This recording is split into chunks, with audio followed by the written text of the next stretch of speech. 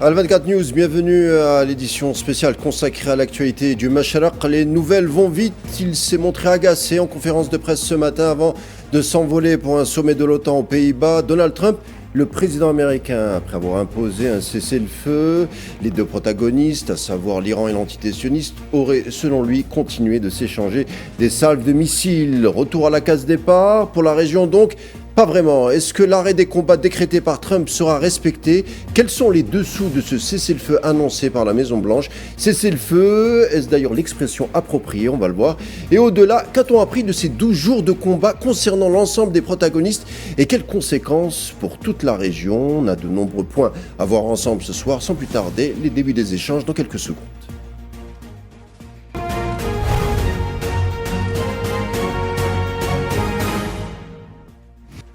Cessez-le-feu donc décrété par le président américain Donald Trump. C'était aujourd'hui pour 12 heures avec une volonté d'asseoir une paix définitive.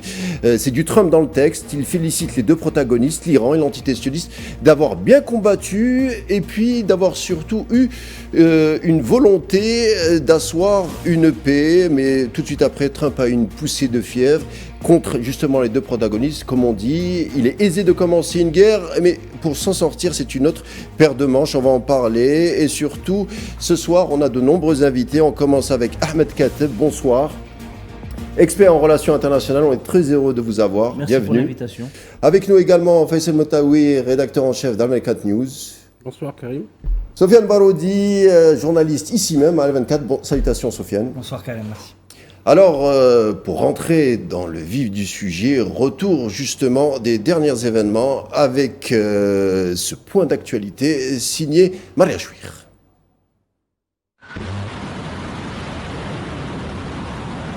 Hier, le Moyen-Orient a été le théâtre d'une escalade militaire majeure.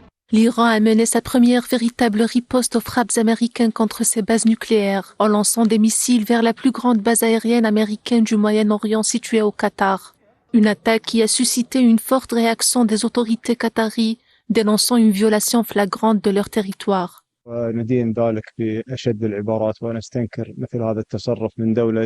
Nous condamnons et dénonçons avec la plus grande fermeté cet acte.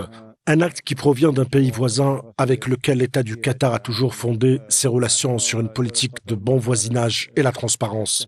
L'État du Qatar maintient sa politique de bon voisinage et a condamné dès le premier jour les violations israéliennes contre la République islamique d'Iran. Le Qatar, traditionnel médiateur régional, se retrouve aujourd'hui en première ligne. Lors d'un appel avec l'émir qatari, le président iranien a exprimé ses regrets, précisant que les frappes visaient uniquement une base militaire américaine se trouvant au Qatar, qualifiée de pays frère. Prévenu à l'avance, Doha a fermé son espace aérien avant les attaques.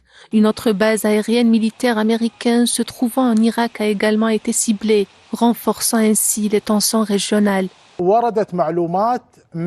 Nous avons reçu des informations du système de surveillance et de contrôle, selon lesquelles 7 missiles ont été tirés depuis le nord et le nord-ouest de l'Iran et ont visé la base aérienne d'Al Udeid. Nous avons orienté le système de défense aérienne et l'avons attaqué dès son entrée dans notre espace. Immédiatement après, la base a été ciblée par 12 missiles.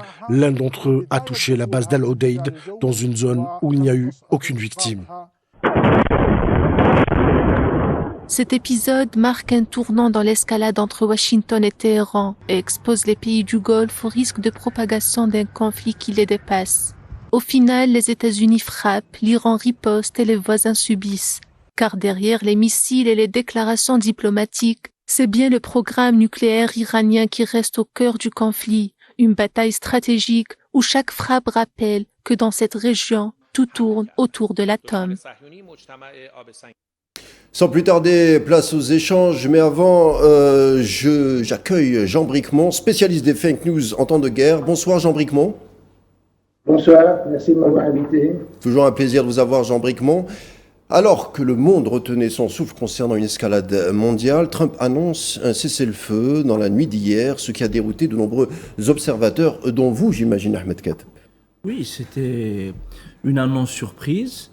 Donc, de nombreux observateurs, des analystes s'attendaient plus ou moins à une évolution, à une poursuite des frappes de part et d'autre entre l'entité sioniste et l'Iran. et une deuxième salve de riposte iranienne par rapport au bombardement américain. Mais Trump, tel un magicien, sort le mot magique de son chapeau, c'est le cessez-le-feu. Donc la stupeur, la stupéfaction, tout le monde ne s'attendait pas à ça. Donc Trump a-t-il pu ou su imposer un cessez-le-feu? C'est la bonne question. Qui a été à la manœuvre réellement? Est-ce que, parce qu'il faut revoir peut-être l'annonce de Trump, il dit dès que l'Iran et Israël, entre guillemets, terminent leurs opérations, on ira au cessez-le-feu, 6 heures pour l'un, 12 heures pour l'autre, pour imposer un cessez-le-feu momentané qui sera par la suite durable. Donc on est dans une séquence assez exceptionnelle quand même, où l'un des protagonistes directs de l'agression sioniste contre l'Iran vient pour dire voilà, c'est le cessez-le-feu qui est accepté par les deux parties. Aujourd'hui, l'Iran, par la voix de son ministre des Affaires étrangères et même par la voix de son président, disent que si l'entité sioniste respecte le cessez-le-feu, nous ferons de même. Donc on est dans une sorte d'équilibre de la terreur, d'équilibre entre les deux, disons, puissances du Moyen-Orient. Rien, Faisal Metaoui, ne présageait d'une désescalade. Absolument, parce qu'après l'attaque des États-Unis contre les installations nucléaires iraniennes, Fordo, Natanz et Isfahan, on verra s'il y a eu des résultats. Parce que vous savez comment aujourd'hui le président américain n'a pas du tout apprécié les doutes émis par la chaîne CNN, qu'il a d'ailleurs encore une fois insulté, mais c'est pas nouveau, parce qu'il n'aime pas trop cette chaîne d'information. Après ces attaques, on s'attendait à ce qu'une riposte énergique, parce que Téhéran avait dit qu'il allait bombarder des bases américaines qui sont tout autour de l'Iran, mais également la Chine, etc. Et là, subitement, comme disait Ahmed, c'est le mot magique, et visiblement, le président Trump aime bien le chiffre 12, parce qu'il disait un cessez-le-feu de 12 heures pour la guerre de 12 jours, qui rappelle dans la région la guerre de 6 jours, dans un contexte bien sûr différent. Et n'oubliez pas que l'attaque, l'agression sioniste contre Téhéran et contre l'Iran a commencé pendant 10-13, donc on joue sur les mots. Mais je pense que ce cessez-le-feu, je pense qu'il a été un peu quand même préparé, parce que aujourd'hui on parle d'une médiation qatari, qui a été menée à la demande des États-Unis. Il se trouve que le Qatar a aussi des très bons rapports avec l'Iran. Et d'ailleurs, on a eu un échange entre les responsables des deux pays aujourd'hui. L'Iran a bien précisé que ce n'est pas le Qatar qui était ciblé, mais bien une base militaire. Et le plus curieux, en guerre, c'est un peu curieux, le Téhéran a informé les États-Unis qu'il allait attaquer la base. Donc je pense qu'il y a peut-être, je ne sais pas, les historiens plus tard nous diront ce qui s'est passé ces 2 derniers jours, mais disons que l'escalade n'a pas eu lieu. C'est l'arrêt des hostilités. Même on a vu ce matin le président Trump en allant vers La Haye, où il y a le sommet de l'OTAN, un peu en colère. Il était en colère contre les deux protagonistes, y compris contre l'antisioniste. C'est la première fois qu'un président, il me semble, peut-être que je me trompe, dans l'histoire, comment un président critique publiquement aussi ouvertement, pour ne pas avoir respecté le cessez-le-feu. Et c'est vrai que l'antisioniste, c'était un grand spécialiste dans le viol des cessez-le-feu. On l'a vu pour Gaza. Il continue de bombarder à Gaza, on reviendra tout à l'heure. Des exemples ne manquent pas, après encore des morts, plus de 70 morts aujourd'hui à Gaza. Alors Soufiane Baroudi, qu'est-ce qui s'est passé selon vous? Est-ce que la logique de la confrontation a cédé à la logique de la stratégie? Est-ce que Trump est stratège? Comment, selon vous, il a imposé ou réfléchi ou décrété ce cessez-le-feu? Alors il y a plusieurs facteurs qui sont analysés, examinés par les observateurs internationaux. Déjà, on en avait parlé lors de l'édition spéciale dimanche, c'est la situation intérieure aux États-Unis, le fait qu'il n'y ait pas de consensus autour de l'attaque qui a été lancée sur les installations nucléaires, qu'il y a eu beaucoup de critiques internes très très vivaces, y compris sur les résultats. Faisal a parlé de CNN qui a été vivement critiqué par le président américain, mais CNN a relayé des opinions, y compris de l'administration américaine. Par exemple, on sait que Tulsi Gabbard, qui est la puissante patronne de la NSA, était contre, qu'il y a beaucoup de sénateurs et aussi d'élus du Congrès républicains qui ont vivement critiqué. Il y a aussi l'État de Californie et de New York qui ne voulaient pas être impliqués dans ce qui était considéré comme un peu une déclaration de guerre. Alors le président américain a insisté sur le fait que ce soit une opération mandations limitées et qu'il ne devait pas avoir le mandat du Congrès. Donc, pardonnez-moi, Faisal, il y a également sa base électorale de Trump qui s'est rendu compte qu'elle pouvait s'organiser très rapidement pour critiquer cette menée guerrière face à l'Iran. Il y a une partie de la base électorale trumpiste qui a, si vous voulez, d'autres objectifs et d'autres priorités, surtout quand on connaît la situation interne qui est un peu chrysogène. On a vu le problème qu'il y a eu avec Elon Musk par rapport au Doge, avant l'éviction aussi du conseiller à la sécurité nationale, par rapport à une autre guerre qui a été lancée par le président Trump, l'agression du Yémen qui a fini par un échec cuisant et par le fait d'avoir reconnu le courage et aussi la probité au combat du peuple yéménite. Et donc on est un peu vers un scénario analogue. Le cessez-le-feu a été annoncé d'une manière surprenante pour beaucoup d'observateurs, comme ça a été le cas aussi de celui annoncé avec les Houthis yéménites. Après, il y a aussi des facteurs exogènes qui sont importants à mon avis. Il y a une pression internationale qui est énorme sur les épaules de Washington. On sait que le Qatar a servi de médiateur pendant ou après la frappe contre la base militaire d'Al-Ouded, qui est la plus importante. Peut-être les Russes aussi, on va le savoir. On parle des Russes, même Trump lui-même a parlé du fait que le président russe Vladimir Poutine a proposé aussi, si vous voulez, un rôle de médiation parce qu'il y a eu une visite importante du chef de la diplomatie iranienne, Abbas Araghchi,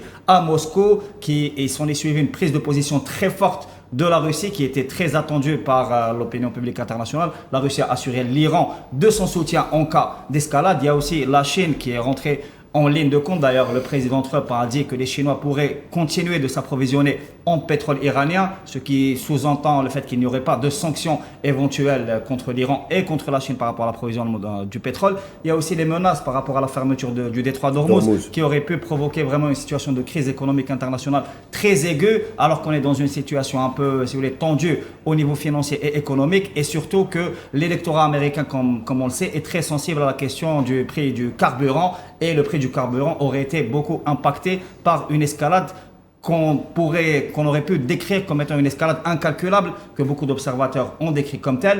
Et il y a aussi un troisième élément, à mon avis, c'est le fait qu'il y ait, si vous voulez, une non-maîtrise des possibilités, si vous voulez, d'escalade régionale, parce qu'on a parlé du bombardement de l'Ouded, mais il y a aussi un bombardement sur Ain al-Assad, qui est une base en Irak, qui est beaucoup plus fragilisée, qui a déjà été bombardée, et donc il y aurait pu y avoir une escalade régionale incalculable. Et si vous voulez, je pense que la pression internationale a beaucoup servi à la prise de décision. Après, il y a un autre détail qui est important. Parler de cessez-le-feu, à mon avis, est un peu prématuré vu qu'il n'y a pas encore d'accord. On s'achemine vers des négociations indirectes, des négociations très compliquées entre les différentes parties, parce qu'il n'y en a pas que deux, il y en a au moins trois. Pour l'instant, on peut parler d'une trêve qui est déjà une trêve fragile. Après, les deux parties aussi revendiquent la victoire. Le Conseil de la sécurité nationale iranien a revendiqué une victoire et s'est dit prêt à riposter à n'importe quel bombardement éventuel et à n'importe quelle transgression sioniste. Très bien, merci. Monsieur Baroudi, Jean Bricmont, pendant 2 semaines, l'Iran et l'entité sioniste se sont rendus coup pour coup. On va parler, bien entendu, comme vient de nous le dire Sofiane Baroudi, des dessous du cessez-le-feu. Mais on a un président Trump qui annonce ce cessez-le-feu sur son réseau, le réseau Truth, le réseau social Truth. Il semble vouloir surtout imposer une victoire d'un narratif. Mais parfois, le narratif ne rejoint pas forcément le concret. Comment vous analysez ça, vous, l'observateur des fake news en temps de guerre? Bon, je pense qu'il faut se dire que il est un peu tôt pour juger ce qui va se passer, parce que depuis 1948, depuis la création d'Israël, il n'y a jamais eu de moindre accord, paix, etc., durable. Et le dernier épisode, évidemment, c'est les accords de Camp David, qui devenaient la création d'un État palestinien. Les Israéliens ont quand même mis en œuvre. Jean Bricmont, pardon, on revient vers vous rapidement. Je crois qu'on a un petit souci de connexion. On revient vers vous aussi rapidement que possible. C'est vrai, Faisal Metaoui, on voit que Donald Trump, comme le candidat Trump, utilise beaucoup le réseau social pour imposer son ordonnancement, le décret de l'arrêt des combats. Oui, il a dès le départ, même durant son premier mandat, il est géré par Twitter, parce que par X, le réseau X, ça a amené beaucoup d'autres chefs dirigeants à le faire aussi à travers le monde. C'est une manière de s'adresser, peut-être qu'il lui s'adapte un peu au langage actuel.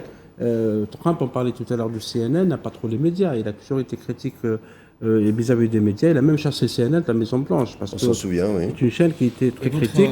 Il prépare la chaîne. Grandes agences aussi ont été chassées. Absolument, d'autres agences, etc.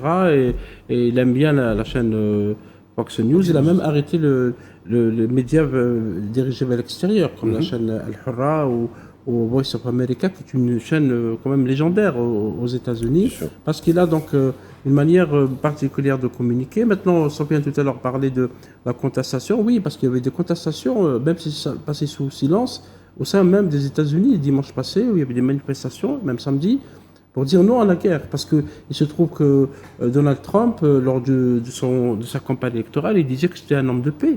Et même dans sa récente déclaration, parce qu'il fait beaucoup de déclarations, il fait beaucoup de communication, il disait que je ne pense pas au prix Nobel de la paix, mais j'ai quand même parrainé l'accord de paix entre l'Inde et le Pakistan, entre le Kosovo et la Serbie. Je vais parrainer un accord. Ça lui tient à cœur. Il en parle souvent de ce prix Nobel de la paix. Il devient comme un peacemaker, comme un deal maker. Oui, un deal maker. Voilà, c'est quelqu'un qui fait peut-être qu'il veut un Nobel de la paix, comme Obama l'a eu. Et c'est pour ça qu'il a accéléré un peu le processus. Je pense que les particules ont été accélérées ces 24 heures ou 48 heures pour arriver à un accord, pour passer aujourd'hui comme le champion du monde des CCLPE et de la paix. Et il joue un peu aussi sur cette image. Évidemment, il y a des concessions de part et d'autre. Sans bien parler d'une trêve, parce que il se trouve que la République islamique d'Iran ne reconnaît pas l'existence d'Israël, donc il ne peut pas avoir un accord en direct, mais en disant face à face. Mais la trêve, je pense, je ne suis pas d'accord vraiment avec Sofiane, elle est partie pour durer, parce que le deal a été déjà signé. Peut-être moins intensément, peut-être. Moins intensément, parce que de toute façon, la partie américaine et sioniste savent bien que l'Iran ne vont jamais céder sur le programme nucléaire, ni sur le programme de missiles balistiques, parce que maintenant, on est allé plus loin. Maintenant, on veut changer le régime, on veut que l'Iran abandonne ça, se devient plus une menace, entre guillemets, etc. Donc, les négociations vont durer, mais la reprise des hostilités, à mon avis, est éloignée à l'heure actuelle, même si Téhéran a dit que si l'entité sioniste bombarde ou viole le cessez-le-feu, nous allons riposter. Pourtant, Faisal, Ahmed Kateb et Sofiane Baroudi, Donald Trump a dit pas mal de choses dans son point de presse. Il a dit par exemple qu'il ne souhaitait plus, en tout cas qu'il n'envisageait pas de changer la donne politique en Iran, ce qui n'a pas été dit par Netanyahou. C'est une manière aussi de contredire Netanyahou. Et il y a autre chose aussi à dire, Ahmed Kateb, vous allez me dire ce que vous en pensez, c'est que les Américains veulent se dégager du Moyen-Orient. C'est ça, cette doctrine géopolitique des Américains depuis pas mal d'années, c'est surtout se concentrer sur l'Asie du Sud-Est et de partir du Moyen-Orient. Oui, ça remonte à Obama, donc le basculement vers l'Indo-Pacifique, et on laisse le Moyen-Orient un petit peu en retrait. Il faut peut-être analyser plusieurs facteurs. L'intégration de l'entité sioniste au CENTCOM. Oui. Auparavant, elle était affiliée à l'EUCOM, donc l'intégration commandement central. Donc au commandement central pour le Moyen-Orient. Ça, c'est une donne importante, parce que là, les Américains, quelque part, laissent la main à Israël pour pouvoir manœuvrer et sévir dans toute la région. On l'a vu. Deuxièmement, il y a un retrait par rapport au régime change à Téhéran. Netanyahou a poussé au maximum pour créer les conditions d'un effondrement du régime iranien, alors que les Américains, on a une déclaration ambivalente de Trump. Il dit non, puis il dit oui, on marche avec, puis il revient, il dit non. Le dernier non, est-ce consécutif au veto de Vladimir Poutine par rapport à l'assassinat éventuel de l'ayatollah du guide Ali Khamenei? Donc ça, c'est une question à poser. Et là, je pense que Poutine a émis un veto catégorique par rapport à l'assassinat illégal du guide de la révolution iranienne, Ali Khamenei. Deuxièmement, les Iraniens ont montré, pour leur part, une grande résilience par rapport au remplacement de leur état-major décapité le 13. Oui. Donc on l'a vu, le même jour, il y a eu le remplacement, et le même jour, au soir, la contre-attaque, la riposte. Et ça, c'est très important. Ça n'a pas échappé aux Américains. L'Iran n'est pas un château de cartes comme plusieurs autres pays de la région. On a vu l'effondrement de Bachar al-Assad, on a vu l'effondrement de Saddam Hussein en Irak, on a vu comment certains pays se sont effondrés dès que le top a été décapité. Aujourd'hui, on voit que l'Iran a une structure gouvernementale complexe, et tout le monde le sait, où il est le faqih, donc la guidance du guide de la révolution, en attendant le retour du Mahdi. Donc c'est toute une philosophie eschatologique. C'est une doctrine à part entière. Oui. Mais on voit qu'il y a des mécanismes, il y a des pouvoirs, des contre-pouvoirs au sein de la République islamique d'Iran qui font que le pays puisse fonctionner malgré les difficultés. Il y a eu l'exemple de la mort accidentelle, toujours entre guillemets, de l'ancien président Raisi. Donc on voit que tout de suite, pendant la recherche de l'épave de l'hélicoptère, Ali Khamenei a dit même s'il est décédé, l'Iran est là, elle continue, il y a la continuation du gouvernement, etc. C'est une forme moderne, c'est-à-dire que l'État n'est pas résumé par des figures politiques, mais c'est une continuation de l'État. C'est des institutions, et là, je pense que et les Américains et le reste de la communauté internationale ont bien perçu ce point qui est à mettre à l'actif de la République islamique d'Iran. Donc on voit que là, Trump a agi par à-coups, il a mis Netanyahou en difficulté, en grande difficulté. Pourquoi ? Parce que Netanyahou, aujourd'hui, il lui reste à solder l'affaire de Gaza. Maintenant, le prochain deal, ça sera pour la bande de Gaza, la cessation de l'agression et du massacre du peuple palestinien à Gaza. Et là, parce que ça doit faire partie du grand package pour rétablir les équilibres dans la région. Et quid de la position de Netanyahou, parce qu'il a échappé à une motion de censure de la Knesset à quelques heures, quelques jours. À une voix en plus. À une voix. Il a échappé. Maintenant, il n'a plus aucune raison de continuer à pérorer. Il va vers de grandes difficultés, certainement. Il va vers de très très grandes difficultés face à son opinion publique, face à l'opposition et face à la communauté internationale. Face aux services de ces services de renseignement, services militaires, ces médias. La Cour pénale internationale aussi. Oui. Justement, par rapport à ça, dès aujourd'hui, il y a déjà eu des charges contre Netanyahou. Par exemple, l'ancien Premier ministre Naftali Bennett a considéré qu'il y avait une victoire éclatante de l'Iran dans cet épisode d'escalade, ce qui constitue vraiment une pique et une attaque et un désaveu par rapport à toute l'action qui a été menée par Netanyahou, qui s'est targué du soutien américain, notamment après le lancement de l'offensive contre les centrales nucléaires. Après, pour rejoindre aussi ce que disait M. Kateb par rapport à la résilience de l'État iranien, je pense que c'est un facteur très important. Il faut se rappeler aussi qu'il y a eu des manifestations populaires très importantes, alors qu'il y avait des bombardements intenses, que même le président Pashkian a participé à ces manifestations.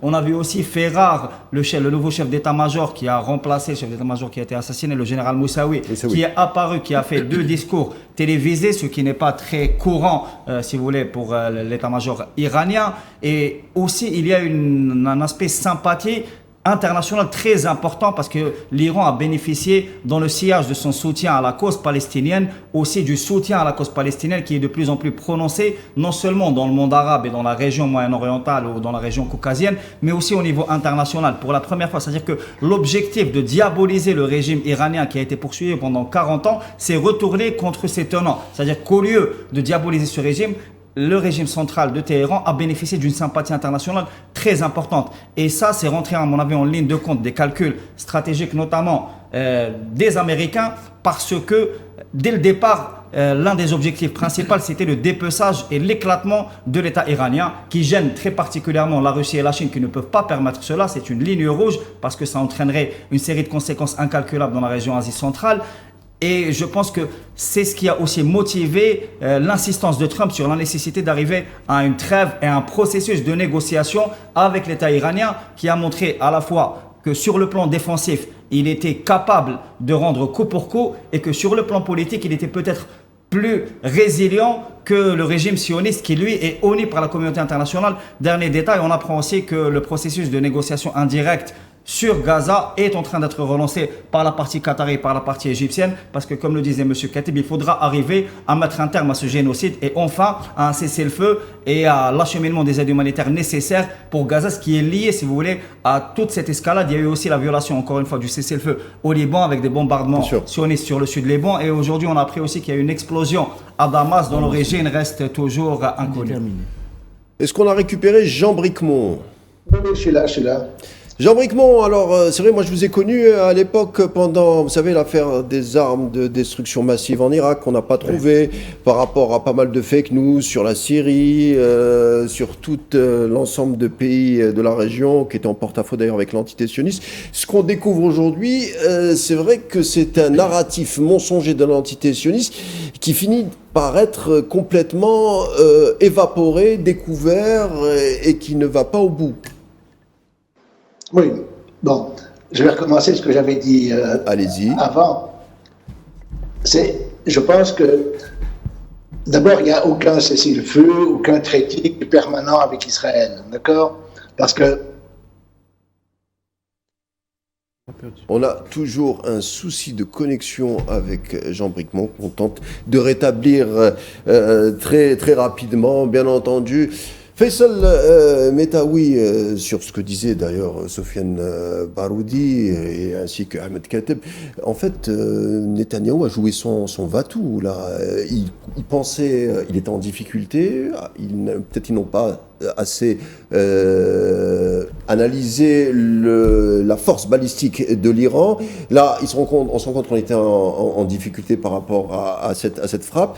Les agents du Mossad et le Shin Bet disaient qu'ils avaient mal sous-estimé ce pouvoir balistique. On voit l'entité sioniste, finalement, est sauvée par Donald Trump aussi. Absolument, sauvée parce que l'Iran, et Ahmed a raison de dire que l'Iran est un État. C'est un État qui a une ancienne histoire. C'est un empire.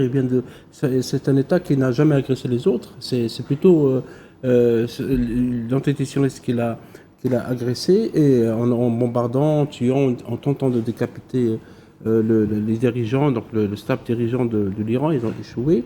Je pense que oui, il y a une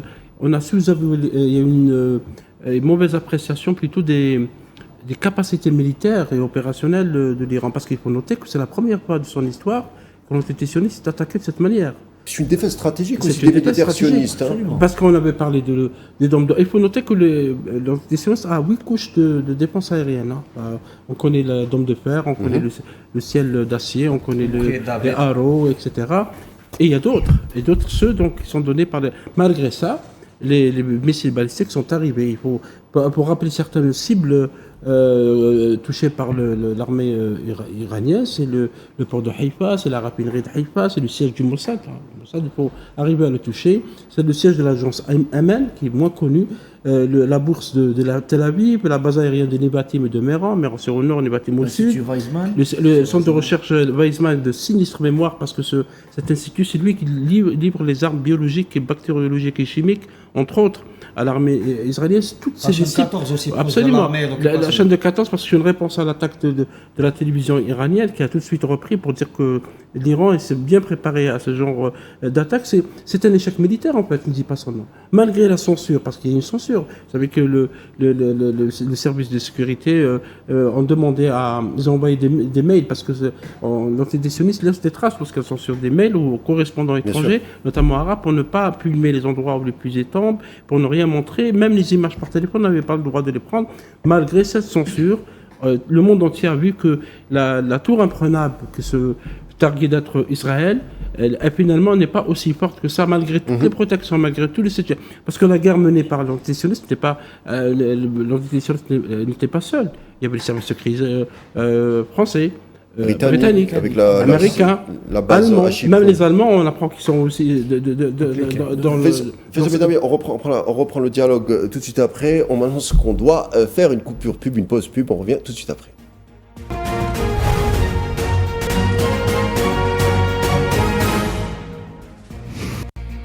Édition spéciale, deuxième partie concernant le cessez-le-feu entre guillemets entré en vigueur et décrété par Donald Trump entre l'Iran et l'entité sioniste. On en parle. Quelles seraient les conséquences? Et Faisal Metaoui nous disait que il y avait plusieurs signes, plusieurs symptômes qui imposaient, en tout cas qui nous laissaient croire que l'entité sioniste avait perdu au niveau stratégique. La bourse de diamants de Tel Aviv a été détruite. Les centres du Mossad et d'autres services de renseignement, dont Amman, le service de renseignement militaire, également sérieusement endommagé. C'est vrai, Faisal Metaoui, et c'est une défaite stratégique, parce que quand on bombarde, il faut qu'il y ait une résultante politique. Mais là, le bombardement sioniste, avec tous les pays de la région qui ont été bombardés, on ne voyait pas la résultante. Absolument. On a fait des mauvais calculs, à mon avis, opérationnels, malgré tout le renseignement qui a été récolté, parce que vous savez que les services secrets iraniens sont aussi très, très redoutables. Performants, oui. Et très performants. D'ailleurs, ils ont arrêté beaucoup d'espions, agents dormants, les Sayanim du Mossad à l'intérieur de l'Iran. Ils les pourchassent à ce jour. Donc la riposte a été rapide parce qu'on pensait surprendre l'Iran en attaquant un soir de vendredi 13, donc, et en attaquant certaines cibles qualifiées de stratégiques. Et la riposte a été foudroyante, elle a été plus que foudroyante en fait. Parce que déjà, lorsqu'on a commencé à suivre un peu les analyses par les médias israéliens, il n'y a aucune information sur le nombre ils n'ont aucune information sur le nombre de missiles balistiques. Chacun avance. Nous avons détruit le stock de missiles iraniens. Ça y est, il n'y aura plus de missiles parce que c'était la propagande qui a accompagné. Propagande qui s'est avérée être mensongère. Et l'Iran, il se dit toujours prêt à continuer la guerre parce que l'Iran, dans l'histoire, c'est un État qui a de l'endurance. Et la guerre d'usure, l'entité sioniste ne peut pas résister. D'ailleurs, tous les experts ont dit. Et apparemment, ça se réalise que l'entité sioniste ne peut pas aller au-delà de 12 à 13 jours de guerre.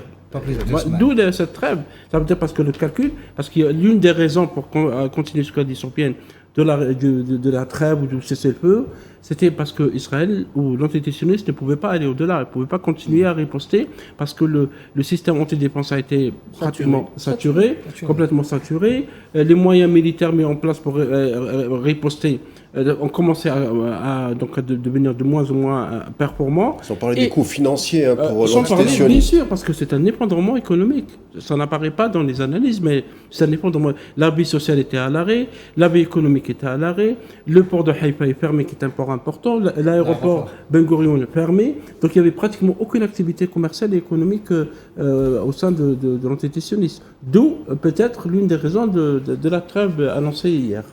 Ahmed Kadeb, finalement, c'est la fin d'un mythe. Pendant des années, beaucoup de nations arabes, en tout cas de la région, nourrissaient une peur, une crainte par rapport à l'entité sioniste qu'on disait surnucléarisée, avec des missiles balistiques qui pouvaient faire effondrer pas mal de nations. On se rend compte que sans l'aide américaine, 70% de l'armement américain provient de Washington. On a vu Netanyahou pratiquement suppléer Donald Trump de bombarder les sites nucléaires iraniens avec les fameuses bombes GBU performantes.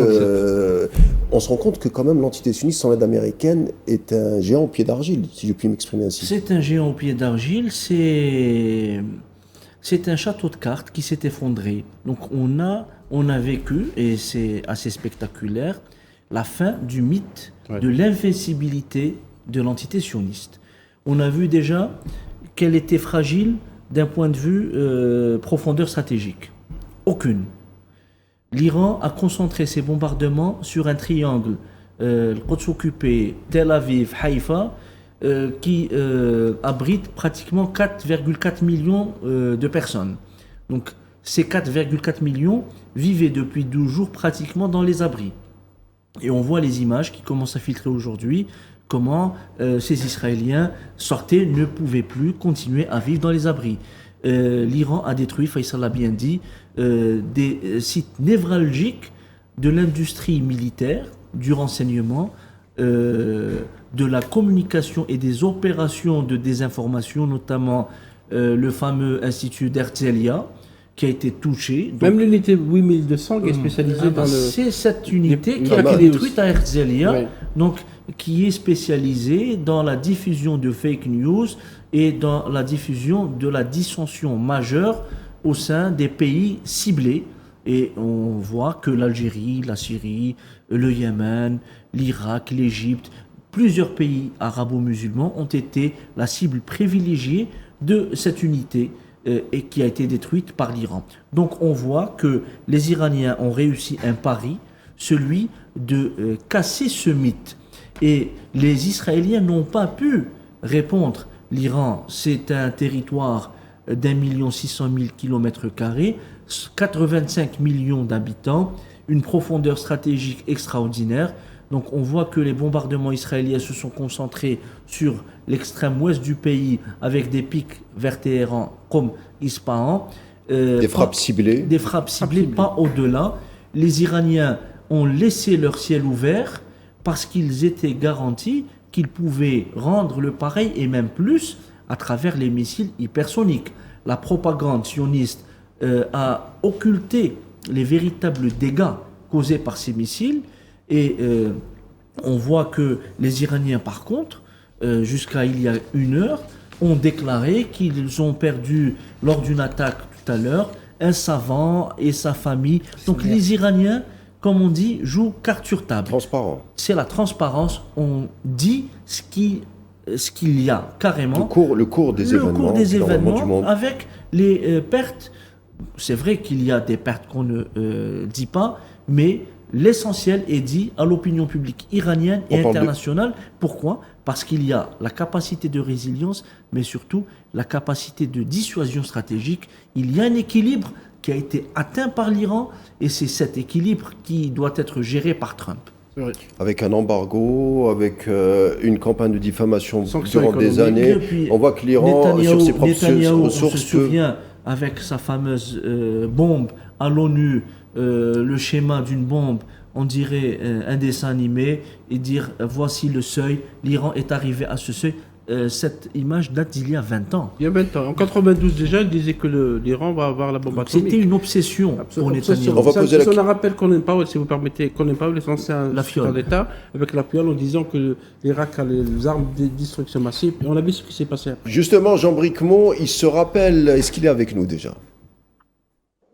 Jean Bricmont se rappelle de la démonstration de Colin Powell avec la fiole en disant que l'Irak était sur le point de monter un arsenal nucléaire. Netanyahou, pendant à peu près 15 ans, nous disait que l'arsenal nucléaire militaire iranien était fin prêt à être utilisé contre les capitales occidentales. On se rend compte qu'on en était loin, selon les rapports de l'AIEA, hein, c'est pas Al-24 qui le dit. Mais cette fois, on a l'impression qu'on est arrivé au bout d'un narratif mensonger qui quand même remonte il y a 15 ans. Bon, j'espère que vous m'entendez maintenant. Ça va ? Allez-y, Jean Bricmont, je crois qu'on vous entend, allez-y. Bon, alors, je pense que d'abord, il faut se rendre compte que Netanyahou a voulu couper la tête de l'hydre, comme il dit, c'est-à-dire décapiter l'axe de la résistance qui était scientifiquement soutenu par l'Iran. Et il a cru que cette prise allait détruire le nucléaire, mais comme le nucléaire en réalité est civil, il n'y a pas de nucléaire militaire, donc ça c'est des armes de destruction massive en Irak, c'est de la propagande. Mais il a probablement cru qu'il avait prêt à provoquer un changement de Jean Bricmont, malheureusement, on vous entend... révolte, probable, et il a échoué totalement. Et la riposte irakienne... Le son est saturé, Jean Bricmont. On essaiera encore une fois de renouer avec vous d'ici peu. Malheureusement, la communication pose beaucoup de problèmes, mais on tentera de la solutionner rapidement. Sofiane Baroudi, c'est vrai, hein, c'est le retour à la réelle politique avec ce narratif mensonger qui tombe, mais on se rend compte aussi que il y a deux Trump. Il y a le Trump des réseaux sociaux, mais aussi il y a une espèce de Trump lucide, rationnel, qui joue l'équilibriste avec les Russes, les Iraniens, les Saoudiens, les Chinois, les Ukrainiens. C'est pas le Trump loufoque qu'on décrit, mais il est plutôt lucide. Qu'est-ce que vous en pensez ? Moi, je pense qu'il est très très lucide, même plus que ça. Trump a une réelle stratégie. D'ailleurs, il est très très attendu au sommet de l'OTAN parce qu'il y a des craintes. On va dire que les alliés traditionnels des États-Unis ont vu une nouvelle attitude qui a été déployée par Washington depuis l'arrivée au pouvoir de Donald Trump pour son second mandat. Donc, il y a beaucoup de craintes sur les prises de position et sur ce qu'il va essayer d'imposer lors de ce sommet-là, parce que rappelons que l'OTAN est impliquée dans un conflit de haute intensité qui est encore actif en Ukraine et qu'il y a une attitude américaine qui n'a pas été celle de Joe Biden, qui a été adoptée par Donald Trump.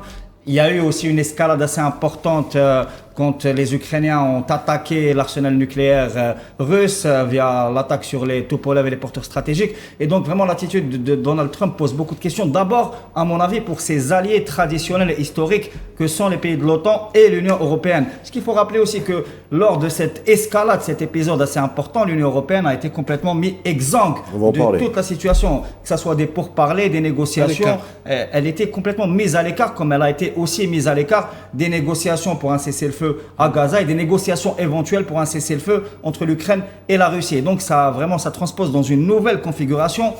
On va dire que les États-Unis déjà sortent d'une politique atlantiste qui a été historique. pour changer leur orientation stratégique, même si, à mon avis, la présence au Moyen-Orient va rester vivace, mais il y a une réorientation. Vous dites qu'il y a un divorce, en fait, avec l'atlantisme historique entre les Américains et les Européens. Je pense que c'est très clair, que ce soit au niveau commercial et économique, mais aussi au niveau politique et stratégique, et même diplomatique. Les Européens sont mis de côté. D'ailleurs, c'est même au niveau intérieur américain, il y a un ministre des Affaires étrangères, le département d'État, c'est Marco Rubio, mais en réalité, c'est Witkoff qui mène la danse des négociations, que ce soit entre la Russie et l'Ukraine, à Gaza, et aussi entre les États-Unis et l'Iran. D'ailleurs, pour un dernier détail à mon avis important, c'est-à-dire que toute la guerre hybride qui a été menée contre l'Iran pendant 40 ans, à mon avis, a été un échec. Cet épisode-là démontre que ça a été un échec et on revient à l'hyperdépendance sioniste par rapport à l'aide américaine qui est devenue quelque chose de très clair pour tout le monde. C'est-à-dire que le mythe qui a été échafaudé sur une toute-puissance sioniste sont les États-Unis s'est effondré comme un château de cartes. L'entité sioniste est dépendante complètement sur tous les aspects, que ce soit politique, économique, militaire ou même diplomatique, parce qu'elle est isolée diplomatiquement. S'il n'y avait pas les vétos américains au Conseil de sécurité, depuis longtemps, l'entité sioniste aurait été clouée au pilori de la communauté internationale, ce qu'elle est réellement. Et elle démontre aussi les analyses de certains observateurs qui évoquent le fait que, si vous voulez, l'occupation israélienne soit vraiment un proxy américain dans la région et que l'un des objectifs qui a été monté à travers la première agression de vendredi dernier, c'était une pression maximale pour forcer les Iraniens à arriver à un accord avec les États-Unis, avec pour perspective la dénucléarisation de l'Iran qui est demandée par la Maison-Blanche. Et donc, l'entité sioniste aurait servi d'appoint pour arriver à cet objectif final qui est en réalité le retour à un accord de 2015, mais avec une image de victoire américaine par rapport à la dénucléarisation. Ahmed Kateb, ce matin, avant que Trump s'envole pour les Pays-Bas pour le sommet de l'OTAN, il a dit des choses sur lesquelles j'aimerais qu'on s'arrête. Alors la première chose, c'est qu'il ne voulait aucun changement de la donne politique en Iran. Il contredisait Netanyahou qui voulait un changement, c'est-à-dire il voulait carrément cibler l'ayatollah Khamenei, il voulait l'enlever au pouvoir. D'ailleurs, Pahlavi était en train de se préparer, on avait l'impression de revivre les révolutions colorées d'un temps révolu. La première chose. Et deuxième chose, il contredit complètement à la fois Netanyahou, mais un certain lobby sioniste. C'est inattendu quand même, hein. Il faut voir que et les néoconservateurs. Trump jouait gros un petit peu sur cette affaire. Pourquoi ? Parce que le bloc MAGA commençait à se fissurer. Lui qui a été porté au pinacle par Make America Great Again, donc il a débordé le parti républicain pour ratisser large les populations défavorisées, qu'elles soient hispaniques, noires, etc. Donc ce réservoir électoral de Trump a commencé à envoyer des signaux très inquiétants pour la Maison-Blanche, c'est-à-dire on n'a pas élu Donald Trump pour mener une guerre de type Troisième Guerre mondiale. C'était ça le message que Trump a perçu. Donc il a pesé le pour et le contre. Pourquoi ? Parce que sa base électorale allait éclater littéralement. Lui qui envisage de peut-être se représenter pour un troisième mandat, il se voit un deuxième mandat consécutif par rapport au premier. Non, il se voit il se voit un petit peu comme un successeur de Roosevelt, donc qui a amené quand même la grandeur de l'Amérique après le New Deal et l'entrée en guerre face à l'Allemagne nazie et à l'empire japonais. Attention, ça s'est fait avec une relance économique de la guerre. Hein. Oui, non, le New Deal de Roosevelt, il a fait tourner la machine, évidemment. Et il a même et c'est à cause d'une guerre mondiale. C'est connu. L'essor des États-Unis s'est fait également sur le réarmement allemand. Tout le monde le sait. Donc le New Deal n'est pas une chimère. Et là, Trump a vu qu'il y avait danger dans la demeure. C'est pour ça qu'il a accéléré, il a hâté une sortie de crise, même en bombardant lui-même les installations nucléaires iraniennes. Quelque part, c'était pour lui une façon de démontrer sa puissance et de dire « j'ai fait le travail, ce qu'aucun président n'a fait avant moi, j'ai bombardé l'Iran ». J'ai quelque part accompagné l'entité sioniste dans cette agression, mais je sais m'arrêter là où il faut pour enclencher les négociations. Trump, bon, il faut le dire, est passé maître dans l'art du mensonge. On a vu, donnez-moi 15 jours, oui. on discute après 15 jours. Et lui... L'art du mensonge, ou peut-être, pardonnez-moi, Ahmed Kateb, c'est aussi une maîtrise du tempo, c'est une maîtrise du rythme. C'est peut-être les médias. C'est une tactique de guerre. C'est les deux à la fois. Il mène le bal et il veut lui-même établir le tempo et dire c'est moi qui mène le bal et pas quelqu'un d'autre. Et c'est pour ça que Trump, on l'a vu, s'est empressé à mettre la pression sur l'Iran tout en revenant et faisant marche arrière. Il ne faut pas oublier qu'Israël a bombardé alors que les Iraniens et les Américains allaient se rencontrer à Mascate. Oui. Donc c'est ça, pour le 6e round des négociations, qui étaient des négociations assez prometteuses, et il y avait un petit peu des perspectives, du moins les Iraniens le déclaraient. Même en tout cas, il y avait de la diplomatie, on discutait, on échangeait. On discutait, on échangeait, et puis d'un coup, Netanyahou chamboule toutes les cartes. Trump était obligé de suivre à un moment pour rétablir le curseur qu'il voulait à sa faveur. Maintenant, il dit, et on l'a vu, on peut renégocier, et il a même félicité l'Iran, chose qui est assez spectaculaire. C'est même révolutionnaire. Dans l'histoire de la diplomatie, exactement. Alors qu'il y a quelques jours, il disait que c'était les parrains du terrorisme international. Tout à fait. Donc la chose est son contraire. Il a même écrit, pas MAGA, mais MIGA. Oui, MIGA. Make Iran Great Again. Oui. Donc c'est un peu. C'est une diplomatie d'un nouveau genre, c'est vrai. Je suis d'accord avec Ahmed. 4 anciens présidents américains ont tous voulu bombarder l'Iran, ils l'ont jamais fait. Lui, il l'a fait. Il n'a pas peur de se contredire. On l'a vu durant la campagne électorale, etc. Je voulais rejoindre aussi Sofiane par rapport à l'Europe. Oui, l'Europe, l'un des grands perdants de ce qui s'est passé à Gaza, les drames de Gaza. Et l'Iran, c'est bien l'Europe. Elle est mise à l'écart complètement. Quel est le rôle de la diplomatie européenne par rapport à Gaza? Est-ce que la diplomatie européenne a joué un grand rôle pour arrêter le massacre et dénoncer les crimes de guerre et les crimes contre l'humanité commis par l'entité sioniste? On a même laissé le criminel de guerre, qui est Netanyahou, qui est poursuivi par la Cour pénale internationale, survoler le territoire, l'espace aérien européen. On ne l'a pas arrêté alors que même. Il s'est rendu en Hongrie, il a rencontré Viktor Orban. Il a traversé l'espace aérien français, les parties un peu britanniques également, et en même temps, ces membres permanents du Conseil de sécurité nous parlent du droit international. Maintenant, sans bien parler Ahmed de Reza Pahlavi, qui est donc qui fait partie donc de la famille du Shah d'Iran, qui était un grand ami d'Israël, de l'entité sioniste, etc. Peut-être à la fin, il y a eu des changements. Reza Pahlavi, qui a fait une conférence de presse à Paris, etc. Il a déclaré qu'il était prêt à rentrer. Prêt à rentrer, etc., pour changer le régime. Il a applaudi les frappes israéliennes contre son pays. Dans un autre langage, ça s'appelle de la trahison.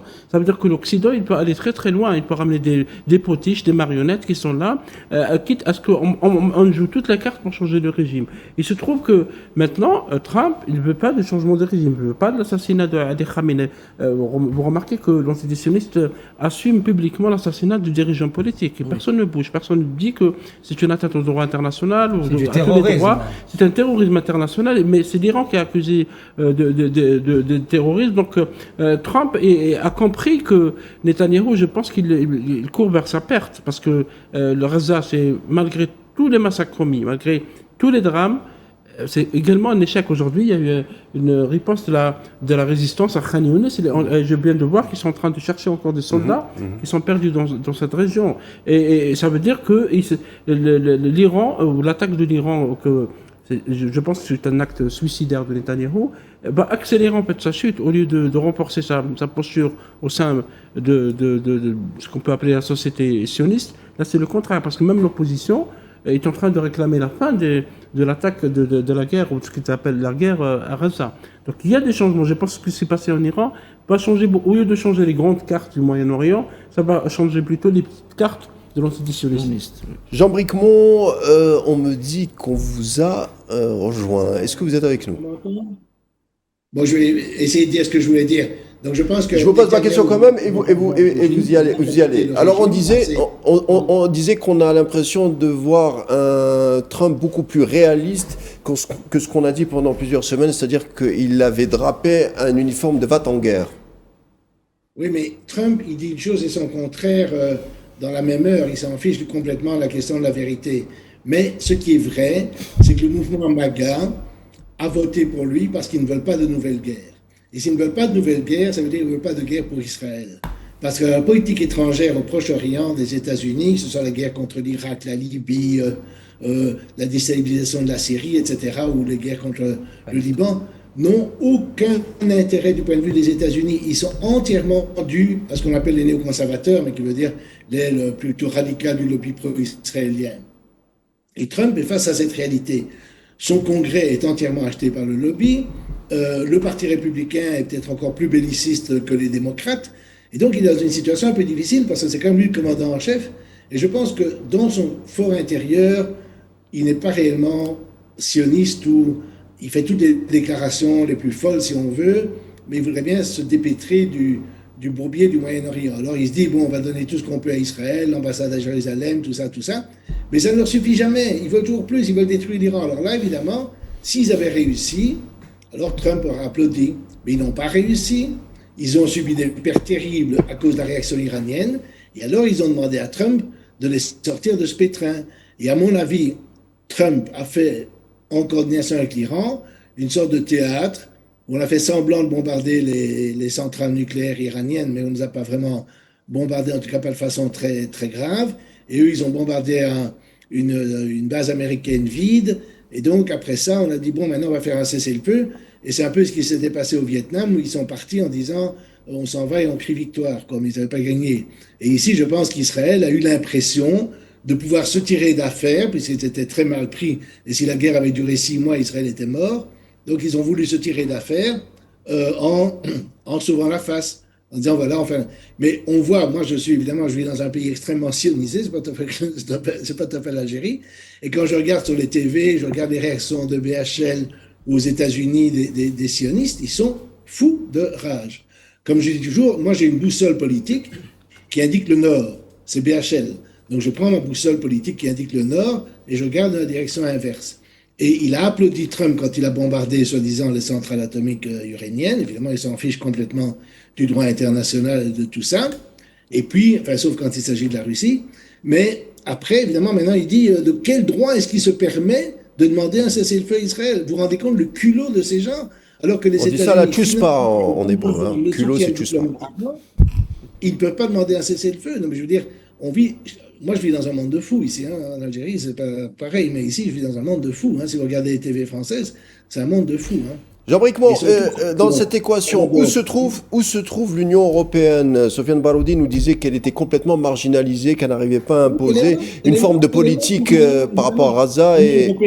L'Union européenne se gargarise de blabla sur les droits de l'homme, le droit international, etc., n'a aucune force, même pas militaire, mais même pas diplomatique, parce qu'en plus, pour avoir une diplomatie, il faudrait des États.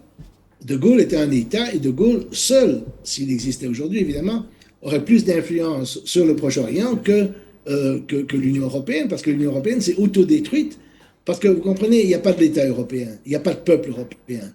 Et donc ce qu'on appelle l'Union européenne, c'est simplement une construction bureaucratique, antidémocratique, antinationale. Par exemple, notre ministre des Affaires étrangères européenne, Kaja Kallas, qui est d'Estonie, si je ne me trompe, mais je veux dire, elle vient avec sa haine des Russes, et en dehors de ça, elle n'a rien.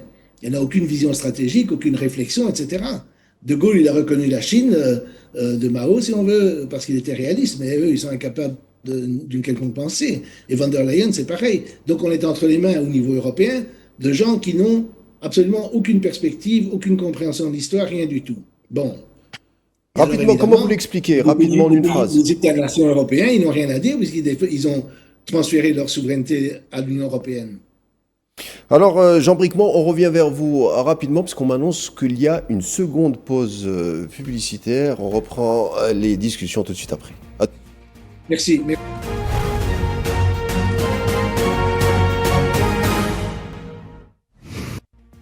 Reprise des échanges autour des derniers événements qui ont traversé le Mashraq, notamment la tension accrue entre l'Iran et l'entité sioniste. Trump a-t-il sonné la fin de la bataille et surtout comment vont se dérouler les prochaines semaines, voire les prochains jours? Qu'est-ce qu'en pense Ahmed Kateb? Alors, c'est intéressant de suivre la suite des événements. Je pense que les deux parties vont revenir à la table des négociations, donc les deux parties, États-Unis et Iran, soit à Mascate, soit à Rome. Donc on revient à l'ancien format. Il y a eu un sorte de tout compte, je pense, entre Washington et Téhéran. Et maintenant, il faudrait scruter, la fin politique de Netanyahou, qui est proche, je pense, la fin du génocide à Gaza, parce que Netanyahou ne peut plus continuer, certes, mais Trump ne peut plus cautionner moralement ce qui se passe. Si Netanyahou sort du paysage politique israélien, Gaza doit être soldée également. La fin de l'agression sioniste va, je pense, être décrétée dans quelques jours, quelques semaines tout au plus. Pourquoi ? Parce que ça fait partie d'un grand alignement qui va se produire au Proche-Orient, là où les Américains étaient censés se retirer. Ils vont redistribuer les cartes. On a vu la dernière visite de Trump dans les pays du Golfe, les résultats financiers pour les États-Unis. Je ne pense pas que toute cette dot, entre guillemets, puisse disparaître comme ça, sans qu'il y ait des dividendes, au moins pour les partis arabes, pour les pays arabes. Et ça, les pays arabes l'attendent. Ils attendent la fin de l'agression sioniste sur Gaza, un rééquilibrage, y compris la Syrie, l'Irak. Donc on va vers une redistribution, y compris pour le Yémen, parce que on l'oublie très souvent, mais c'est le seul pays qui a continué à soutenir la résistance palestinienne à travers des missiles hypersoniques, à travers des drones. Donc Même la perturbation du détroit d'Ormuz aussi. Pour le Bab el-Mandeb, la mer Rouge. Donc il y a eu un manque à gagner pour l'Égypte par rapport au canal de Suez. Donc on voit qu'il y a peut-être, on va s'acheminer vers une redistribution des cartes, mais aussi vers une plus grande stabilisation de la région avec l'éviction de l'élément perturbateur qui est Netanyahou et sa clique d'extrémistes ultrasionistes, messianiques, eschatologiques qui ont fait beaucoup de mal à la région. Merci Ahmed Kateb d'avoir été des nôtres. Toujours un plaisir de discuter avec vous. Je rappelle que vous êtes expert en relations internationales. On libère également Sofiane Baroudi, journaliste ici même à Al24 News. Il y en a qui sortent et d'autres rentrent. On reçoit Madame Karine Béché-Golovko, juriste et enseignante des relations internationales à l'Université de Moscou. Bonsoir Karine Béché-Golovko. Bonsoir. Est-ce que vous m'entendez? Très bien. Très bien, oui. Alors, Karine Béché-Golovko, on a dit que le cessez-le-feu entré en vigueur concernant l'entité sioniste et l'Iran, Vladimir Poutine a joué un grand rôle. Comment les médias russes répercutent cette affaire? Comment c'est vu du côté de Moscou?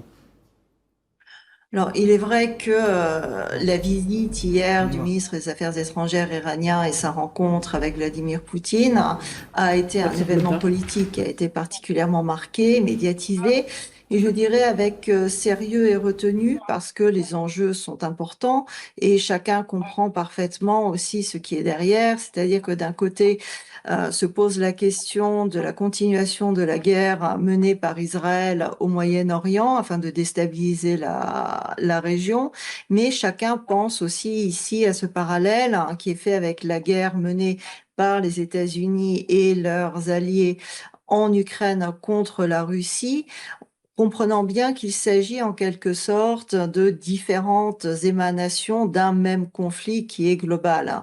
Donc l'aide apportée par la Russie à l'Iran a été, à mon avis, un facteur assez important puisque ça montrait que l'Iran n'est pas seul, que l'Iran n'est pas isolé. Et l'on rappellera que, par exemple, la composition de la délégation russe qui accueillait le ministre des Affaires étrangères iranien comprenait également des hauts représentants du ministère de la Défense russe. Donc, l'aide était certes diplomatique, comme Vladimir Poutine l'a annoncé, l'aide aide était évidemment humanitaire, mais il y avait évidemment un sous-entendu militaire qui était, on va dire, diplomatiquement annoncé en tout cas. Donc la position de la Russie a bloqué en quelque sorte cette volonté très marquée qui était reprise en boucle, si on prend par exemple les médias français, à savoir que le but était de faire tomber ce qu'ils appellent le régime iranien, c'est-à-dire le gouvernement légitime en Iran. Donc, c'est en soi déjà un échec. Et l'on comprend parfaitement, vu d'ici, que ce pas en arrière fait par Trump et fait par Israël, c'est une reconnaissance de l'échec. Ils ont perdu la bataille d'Iran. Ça ne veut pas dire que leur guerre est terminée, mais en tout cas, pour l'instant, à ce jour, cette bataille, ils l'ont perdue. Je reçois également Olivier Daraj, spécialiste de l'Asie, ainsi que Redouane Khalif, politologue. Merci d'avoir été les nôtres. Olivier Daraj, je vous pose la question. C'est vrai, vous observez l'Asie depuis pas mal d'années. On sait que pour les Russes, l'Iran est considéré comme une place forte, une place stratégique. Qu'est-ce que Moscou, selon vous, a mis à imposer une ligne rouge à Washington et même à l'entité sioniste pour qu'elle n'aille pas plus loin vers l'escalade? Qu'est-ce que vous en pensez? Je ne connais pas les communications qui ont pu avoir lieu entre ces dirigeants. Je pense quand même que, d'une manière surprenante, Trump, dans ses comportements erratiques aux yeux de beaucoup, moi y compris, a pour l'instant marqué des points avec un rôle, à mon avis, assez important aussi, qui est celui de l'Émirat du Qatar. Hier soir, l'Émirat du Qatar a reçu des missiles iraniens en représailles contre l'attaque américaine. Cette attaque visait la base américaine d'Al-Udeid, qui est au Qatar, mais qui est la base la plus importante de tout le Moyen-Orient pour les Américains. Ça n'a pas fait de dégâts, d'une part parce que certains missiles ont été abattus, mais surtout parce que les Iraniens avaient prévenu le Qatar suffisamment à l'avance pour que le Qatar transmette l'information aux Américains et qu'il n'y ait pas de victimes. Et d'ailleurs, ce matin, il y a eu un coup de fil du président iranien à l'émir du Qatar pour regretter ce tir et souligner qu'il n'avait rien contre ce pays frère. Et d'une manière tout à fait intéressante pour cette chorégraphie, Trump a eu l'air de s'accommoder facilement de cette situation. Donc, ça s'est joué à plusieurs niveaux. Je ne dis pas que les Russes n'ont pas joué un rôle dans ces échanges. Je pense que l'essentiel, c'est quand même joué au Moyen-Orient même. Et on est en fait dans une situation qui est très instable. À supposer même que le cessez-le-feu tienne dans les prochains jours, rien n'est réglé. L'Iran est militairement très affaibli. Les Israéliens qui ont remporté de grands succès tactiques, n'ont pas accompli leurs objectifs stratégiques, en ce sens que rien ne permet de dire que le programme nucléaire iranien a été annihilé. Par ailleurs, l'objectif qui avait été affiché de changement de régime, pour l'instant, ça n'a pas abouti. Et certes, le régime iranien est affaibli, mais il est toujours en place. Et pour l'instant, le seul qui peut triompher, mais ça n'aura qu'un temps, c'est Donald Trump. Parce que chaque jour dément ce qui s'est passé la veille.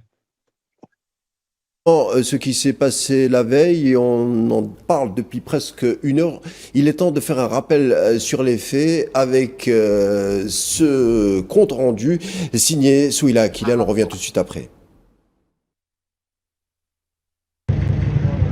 Le 13 juin 2025, le monde retient son souffle. Certains parlent même d'une troisième guerre mondiale. La région du Moyen-Orient sombre encore plus dans la violence et se rapproche dangereusement d'une guerre généralisée. Le 13 juin, l'entité sioniste élargit son front de bataille en agressant militairement l'Iran, une opération baptisée Lion dressé. Plusieurs missiles et drones s'abattent sur Téhéran et d'autres villes du pays. Les frappes sionistes visent des sites nucléaires iraniens et leurs scientifiques, ainsi que le corps des gardiens de la révolution et les défenses aériennes. Lors de cette attaque, plusieurs personnalités iraniennes de haut rang ont été tuées, ainsi que plus de 200 civils, selon le ministère de la Santé iranien. La riposte iranienne ne s'est pas fait attendre. Dans les heures qui ont suivi, plusieurs vagues de missiles balistiques iraniens ont été tirées vers les territoires palestiniens occupés, brisant ainsi le fameux dôme de fer, causant des dégâts considérables. L'Iran nomme sa contre-attaque Opération Promesse Tenue 3 et déclare attaquer des dizaines de cibles, y compris des sites militaires et des bases aériennes sionistes. Dans les jours qui ont suivi, l'entité sioniste a poursuivi ses attaques contre des cibles iraniennes. La réponse iranienne était à la hauteur de l'agression avec des salves de missiles balistiques, dont les nouveaux Hajj Qasem et Khorramshahr 4. Le 15 juin, alors qu'aucun quartier de Téhéran n'est épargné par les frappes sionistes, le gouvernement annonce que les mosquées, les stations de métro et les écoles serviront d'abri à la population face aux attaques. Le 16 juin, un bombardement sioniste vise le siège de la télévision d'État iranienne à Téhéran. Le même jour, l'Iran accuse l'entité sioniste d'avoir bombardé un hôpital dans la ville de Kermanshah, dans l'ouest du pays, dénonçant un crime de guerre. En représailles, Téhéran tire 350 missiles balistiques sur la ville balnéaire de Bat Yam, dans les territoires palestiniens occupés, causant des dégâts considérables et faisant 24 morts et de nombreux blessés. Les attaques sionistes contre l'Iran et les représailles iraniennes se poursuivent à un rythme soutenu. Le 21 juin, l'armée sioniste annonce bombarder la région de Bandar Abbas, grand port du sud de l'Iran, dans le détroit d'Ormuz. Dans la soirée, l'US Air Force et l'US Navy lancent une attaque coordonnée contre plusieurs sites nucléaires iraniens dans une opération baptisée Marteau de nuit. Les frappes américaines visent notamment l'usine d'enrichissement d'uranium de Fordo, le site nucléaire de Natanz, ainsi qu'une installation située à Ispahan. Military success. Trump a qualifié cette attaque de succès militaire spectaculaire, assurant que les sites visés avaient été totalement détruits, information immédiatement infirmée par l'Iran. Le 23 juin, les gardiens de la révolution et la télévision iranienne annoncent l'opération Basharat el-Fath contre la base aérienne Al-Udeid au Qatar, ainsi que des bases en Irak. Le 24 juin, Donald Trump annonce sur son réseau social que la République islamique d'Iran et l'occupant sioniste ont tous deux approuvé un cessez-le-feu complet et total d'une durée de 12 heures. Un cessez-le-feu violé, car selon les médias iraniens, des explosions ont retenti ce matin dans la capitale Téhéran. Depuis le 13 juin, le bilan humain des Iraniens touchés par les bombardements sionistes s'élève à au moins 610 morts et 4700 blessés. Résumé de 2 jours de conflit de haute intensité signé Souhila Akilal. C'est vrai, Redouane Khalif, c'était 12 jours chargés en même temps d'inquiétude, d'émotion. On pensait qu'on allait vers une guerre de plus haute intensité. L'entrée en vigueur du cessez-le-feu, on le voit, c'est hypothétique. Qu'est-ce que vous en pensez ? Oui, par rapport à l'intensité de la guerre, qui n'est pas une guerre classique, parce que c'était une guerre hybride. On utilisait tout ce qui est militaire, technologie de haute pointe, aussi basé sur le renseignement humain, électronique, biométrique, même satellitaire. Et il y avait en compagnie une guerre psychologique qui utilisait les médias, les réseaux sociaux. Et là, c'était beaucoup plus en faveur du régime sioniste. Par contre, la mobilisation majoritairement arabe et d'une bonne partie du monde était avec les Iraniens. Et donc aujourd'hui, cette trêve, ce n'est qu'une suspension, c'est pas la fin. La fin est plutôt liée à la table des négociations, aux conditions que vont imposer les deux parties. Et ça, sous le regard du président Trump. Et donc aujourd'hui, cette issue va dépendre de ces négociations et des compromis qui vont être faits. Mais la question est-ce que la cause palestinienne, est-ce que Gaza sera parmi ces paramètres qui vont être négociés entre les deux parties? Est-ce que le Yémen va être épargné? Parce que, en suivant tout ce qui s'est passé, cette trêve a été, on va dire, confortée par les doléances de quelques pays arabes qui ont mis pression sur le président Trump pour éviter des dommages collatéraux. On peut citer l'Arabie Saoudite, le Qatar, les Émirats. Et donc, en ayant tiré des missiles sur une base américaine au Qatar, les autres pays se sont sentis un peu menacés. Et sachant qu'aujourd'hui, il y a création d'un nouveau pôle à caractère économique et qui est géostratégique au Moyen-Orient, étant un peu bipolaire entre l'Asie et l'Amérique, je pense qu'il a été sage d'opter pour une trêve conduisant à un arrêt de la guerre. Est-ce que Jean Bricmont est avec nous? Oui, je suis là. Jean Bricmont, il suffit, vous avez étudié beaucoup ce qu'on appelle les lobbies, les moyens de pression, notamment également sur les puissants, je parle même également aux États-Unis. Cette fois-ci, on avait l'impression que Donald Trump avait répondu aux sirènes de Netanyahou et d'autres lobbies, à savoir sionistes, néoconservateurs. On le voit que Trump a résisté, entre guillemets, pour l'instant. On verra ce qui va se passer. Est-ce que vous pensez que ce Trump-là est de retour, c'est-à-dire qu'on ne verra plus d'autres bombardements américains, que ce soit contre l'Iran, mais d'autres pays? Mais comme je dis, moi je pense que lui, personnellement, il n'aime pas spécialement la guerre. Il voudrait bien, de toute façon, se concentrer sur l'économie américaine, alors qu'il le fasse bien ou mal, ça c'est pas mes affaires. Mais je pense qu'il voudrait bien se dépêtrer de cette guerre. Les États-Unis n'ont aucun intérêt à ce qu'on massacre les gens à Gaza. Il n'y a aucune compagnie pétrolière, capitaliste américaine, ils n'ont aucun intérêt. Seulement, ce qu'il y a, c'est qu'Israël, par pur fanatisme, à mon avis, veut écraser Gaza. Et bon, alors évidemment, ils entraînent les États-Unis à travers leur réseau, les néoconservateurs, le lobby, les PAC, etc. Et c'est un jeu compliqué. Alors moi, je ne peux pas dire qu'il va gagner ce jeu-là, mais je pense que il y a plusieurs effets de cette guerre. Enfin, les guerres depuis la guerre contre Gaza. D'abord, évidemment, Israël s'est rendu immensément impopulaire, même en Occident. En Occident, évidemment, c'est très réprimé parce qu'il y a la lutte contre l'antisémitisme. Si vous dites quelque chose, vous êtes antisémite, etc.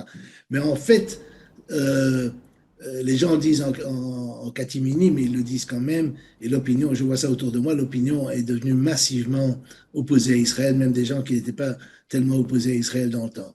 Ça, c'est un premier effet. Et l'autre effet, qui est à mon avis le plus important aux États-Unis, c'est que le fait qu'il y ait des pressions internes, appelons ça du lobby pour aller vite, mais toutes sortes de groupes, pour pousser les États-Unis à soutenir Israël dans des guerres où les États-Unis n'ont aucun intérêt, devient de plus en plus évident. La façon dont ils fonctionnaient avant, c'était avec des dons à des campagnes électorales, des campagnes de dénigrement de gens qui ne leur plaisaient pas, etc. Et c'est comme ça que ça marchait avant. Mais maintenant, ça devient de plus en plus difficile parce que vous avez des gens comme Tucker Carlson, qui est un journaliste, on va dire conservateur, mais non pas néoconservateur et sûrement pas particulièrement sioniste, qui s'intéresse aux intérêts des États-Unis, qui est très proche de Trump, qui a soutenu Trump. Et lui, évidemment, il fait des interviews l'une après l'autre pour, en fait, finalement, s'attaquer au lobby. Il y a Thomas Massie, qui est un espèce de libertarien parmi les républicains, qui est le seul qui ne reçoit pas d'argent du lobby et qui les attaque tout à fait ouvertement. Et il le fait au nom, c'est important, au nom des intérêts des États-Unis. Parce qu'il y a beaucoup de gens, on va dire de gauche, pour aller vite, qui vont soutenir les Palestiniens, on va dire par générosité, par solidarité, etc. Mais j'ai toujours dit depuis très longtemps que ce qui allait faire changer les choses aux États-Unis, c'est quand des gens, on va dire de droite pour aller vite, mais c'est pas seulement très à droite, mais qui mettent en avant les intérêts des États-Unis, vont se rendre compte que le soutien à Israël n'est pas dans les intérêts des États-Unis. Et alors, ce jour-là, s'ils peuvent s'exprimer, s'ils peuvent libérer leurs paroles, alors le soutien aux États-Unis s'épandera. Karine Béché-Golovko, hier, il y a eu Vladimir Poutine qui a reçu le chef de la diplomatie iranienne, Abbas Araghchi. À la fin de l'entretien, il a dit deux choses. La première, c'est que, bien entendu, l'agression contre l'Iran était injustifiable, l'agression américaine était injustifiable. Et la deuxième chose, c'est qu'il saluait l'ayatollah Khamenei.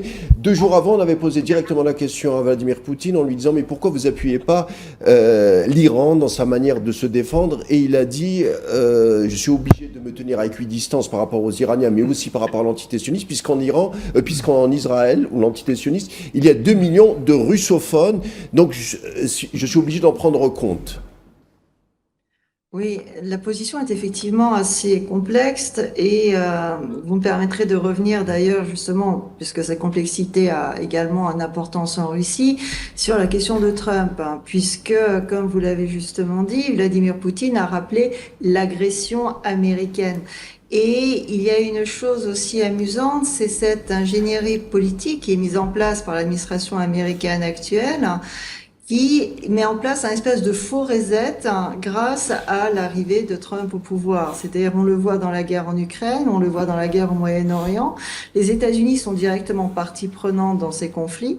Et tout à coup, on les voit passer du rôle de parti qui bombarde ou qui fournit des armes au rôle de parti de Trump le pacifiste qui organise des négociations de paix quand finalement les choses ne se passent pas très très bien pour lui ou quand il pense pouvoir obtenir le résultat qu'il veut par la négociation politique. Or, le seul résultat qu'il veut, c'est pas de la négociation, c'est pas de la paix, c'est la capitulation de ce que lui considère comme étant l'ennemi.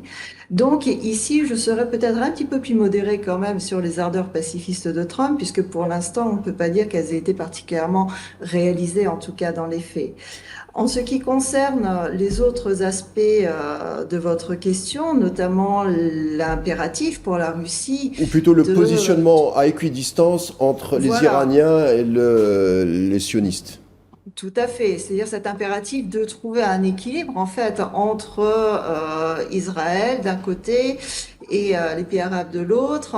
Il y a effectivement une politique, je dirais une réelle politique de la Russie à ce sujet-là, mais qui s'appuie quand même sur une vision classique du droit international, ce qui est aujourd'hui assez surprenant certes, c'est-à-dire que la Russie a condamné quand même le génocide commis par Israël à Gaza, et ça a été l'un des premiers pays à le faire et l'un des rares à le dire de façon aussi forte et aussi claire.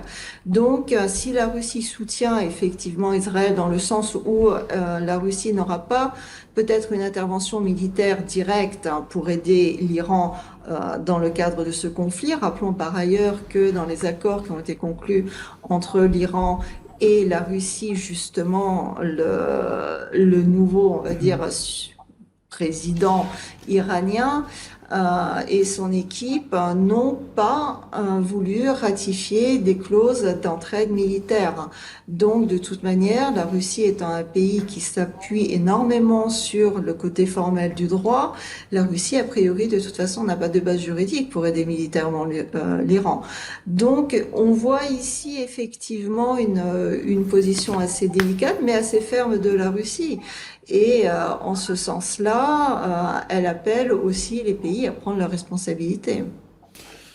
Olivier Dallage, spécialiste de l'Asie, on le voit depuis 12 jours, il y a eu une montée de l'intensité, on le dira jamais assez, avec des pays qui voulaient rentrer, on le sentait, entre guillemets, dans l'équation, à savoir le Pakistan, et peut-être aussi la Corée du Nord. Avant d'aller vers peut-être une guerre mondiale, c'était déjà une guerre asiatique ou euro-asiatique. Le Moyen-Orient, c'est l'Asie de l'Ouest, selon la terminologie des Nations Unies, et ce qu'on dit également dans la région. Par rapport au Pakistan. Notamment au Pakistan, en Inde, etc. Mais pour des raisons très différentes, la Corée du Nord, qui est un État qui a acquis la bombe atomique sans adhérer au TNP et avec des liens avec d'autres pays, et notamment l'Iran, a des intérêts spécifiques dans cette affaire. Mais le Pakistan est un voisin direct de l'Iran. Il partage une population divisée par la frontière, mais qui des deux côtés souvent agité, ce sont les Baloutches. Du côté iranien, c'est le Sistan-Baloutchistan, où il y a des mouvements indépendantistes, et du côté pakistanais également, il y a une agitation balouche qui donne du fil à retordre aux autorités d'Islamabad. Donc, le Pakistan a très certainement un intérêt à la stabilité, parce que le moment où l'Iran serait en voie de désintégration après l'élimination du pouvoir en place, c'était le scénario voulu. Comment ? On optait pour ce scénario, mais pour l'instant, il est gelé. On espère que ça n'arrivera pas, pour la stabilité de la région. Oui, enfin, de toute façon, les choses ne se passent pas toujours comme on voudrait que ça se passe. Certainement. Il peut y avoir de grands dirigeants dans différentes capitales qui ont décidé que ça se passerait d'une certaine façon, et puis il y a des dynamiques locales qui sont à l'œuvre et qui sont différentes. Pour l'instant, ça ne se passe pas, mais ce que je veux dire, c'est qu'en cas d'affaiblissement considérable de l'Iran, eh bien, les mouvements indépendantistes balouches peuvent reprendre du poil de la bête, et ça peut avoir également un effet de contagion sur le Pakistan. Donc il est évident que ce pays est doublement intéressé, à la fois en tant que frontalier et pour les raisons que je viens de détailler, à la stabilité iranienne.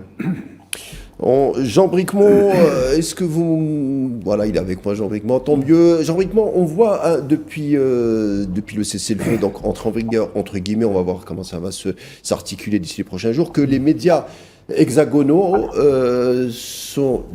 Premier temps, ils se sont pressés de dire qu'il allait y avoir un changement de régime en Iran. Et puis là, on se rend compte qu'on est en train de s'adapter à la situation. Est-ce que vous pensez que c'est aussi une défaite médiatique par rapport au génocide de Gaza, mais aussi par rapport à ces 12 jours, qui sont très courts, où les médias français se sont empressés de dire qu'il fallait un changement de régime en Iran? On voit que ça n'arrive pas. Enfin, Olivier Dallage est en train de dire que ça peut s'articuler, mais pour l'instant, ça n'arrive pas. Non, bien sûr. Mais vous savez sûrement aussi bien que moi que les médias français sont une plaisanterie. Ils ont fait tout pour justifier les massacres à Gaza. Ils ont attaqué tous les gens qui les ont dénoncés. Ils ont traité d'antisémites.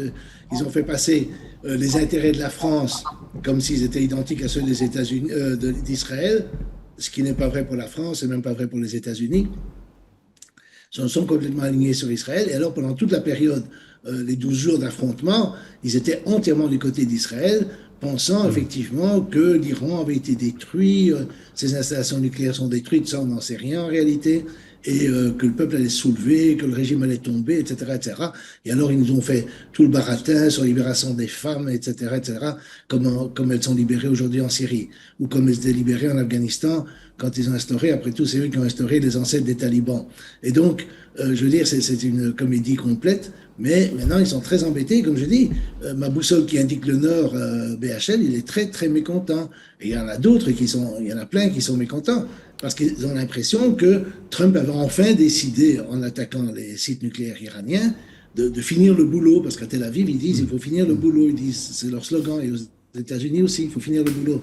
Et ça veut dire quoi, finir le boulot? Ça veut dire détruire l'Iran, détruire la société iranienne, la plonger dans le chaos. Je ne sais pas. C'est tellement monstrueux. Je pense que Trump, en homme d'affaires, en bon capitaliste d'une certaine façon, ne souhaite pas le chaos. Contrairement à ce que beaucoup de gens de gauche pensent, je ne pense pas qu'ils souhaitent le chaos en tant que tel.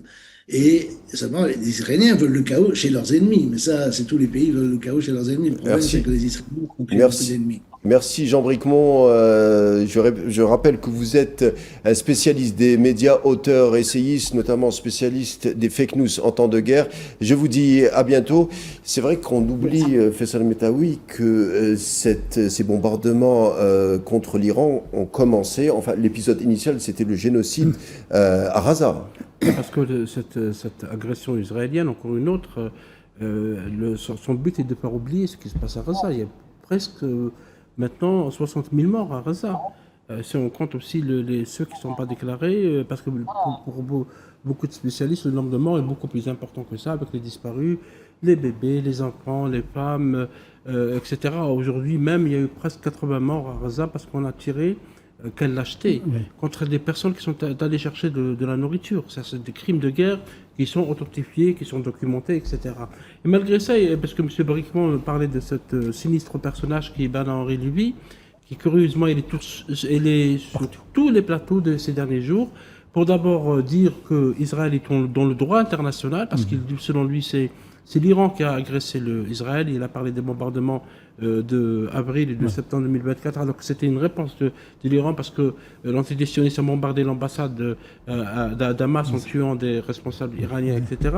Et le plus curieux, c'est que Bernard-Henri Lévy, qui fait la promotion d'un film qui s'appelle Notre guerre sur l'Ukraine, parce que pour lui, les Ukrainiens sont des grades supérieurs qu'il faut défendre, et que les autres, les Gazaouis, les Palestiniens de Gaza n'existent pas. Il n'a jamais eu un mot de compassion par rapport à ces êtres humains. Pour lui, une guerre juste, c'est une guerre qui évite un massacre. Ce qui se passe à Gaza, c'est un massacre. Donc, il reconnaît implicitement que c'est une guerre qui est injuste, qui est imposée aux civils. Donc, c'est vrai qu'il y a des leçons, je pense, à retirer de Gaza, malgré les drames, et aussi de l'Iran, parce que l'Iran nous a montré que maintenant, les guerres ont changé, qu'il y a la guerre la riposte iranienne à l'agression sioniste, c'était aussi une guerre de drones. Les drones maintenant jouent un grand rôle dans la guerre, comme on le voit en Ukraine. C'est aussi la guerre des missiles balistiques. L'aviation n'a pas vraiment été utilisée, ni l'infanterie, et rarement les capacités de marine. Donc pour les stratèges de guerre, devraient peut-être réfléchir à cette guerre en plus de la guerre de la propagande évoquée par M. Bricmont. C'est vrai qu'il y a une propagande. Ce matin, certains journaux occidentaux parlent de la capitulation de l'Iran. Est-ce que l'Iran a capitulé?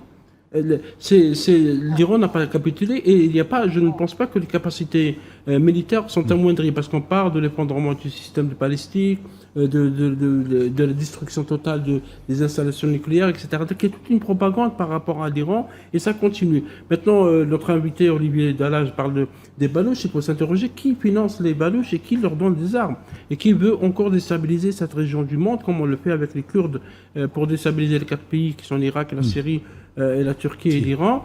Donc il y a toujours des espèces de manœuvres qui sont utilisées pour affaiblir. Et maintenant il y a une doctrine, la nouvelle doctrine, c'est un peu Trump qui veut l'imposer, c'est la force, c'est la paix par la force. Et il veut l'imposer un peu partout. Parce que c'est vrai qu'aux États-Unis, il y a un mouvement qui soutient Donald Trump pour le prix. Je parlais tout à l'heure au début de l'émission pour un Nobel de la paix. Donc on fait tous les moyens. C'est pour ça qu'Ali Khamenei portait les moyens pour arriver à une paix qui a été imposée.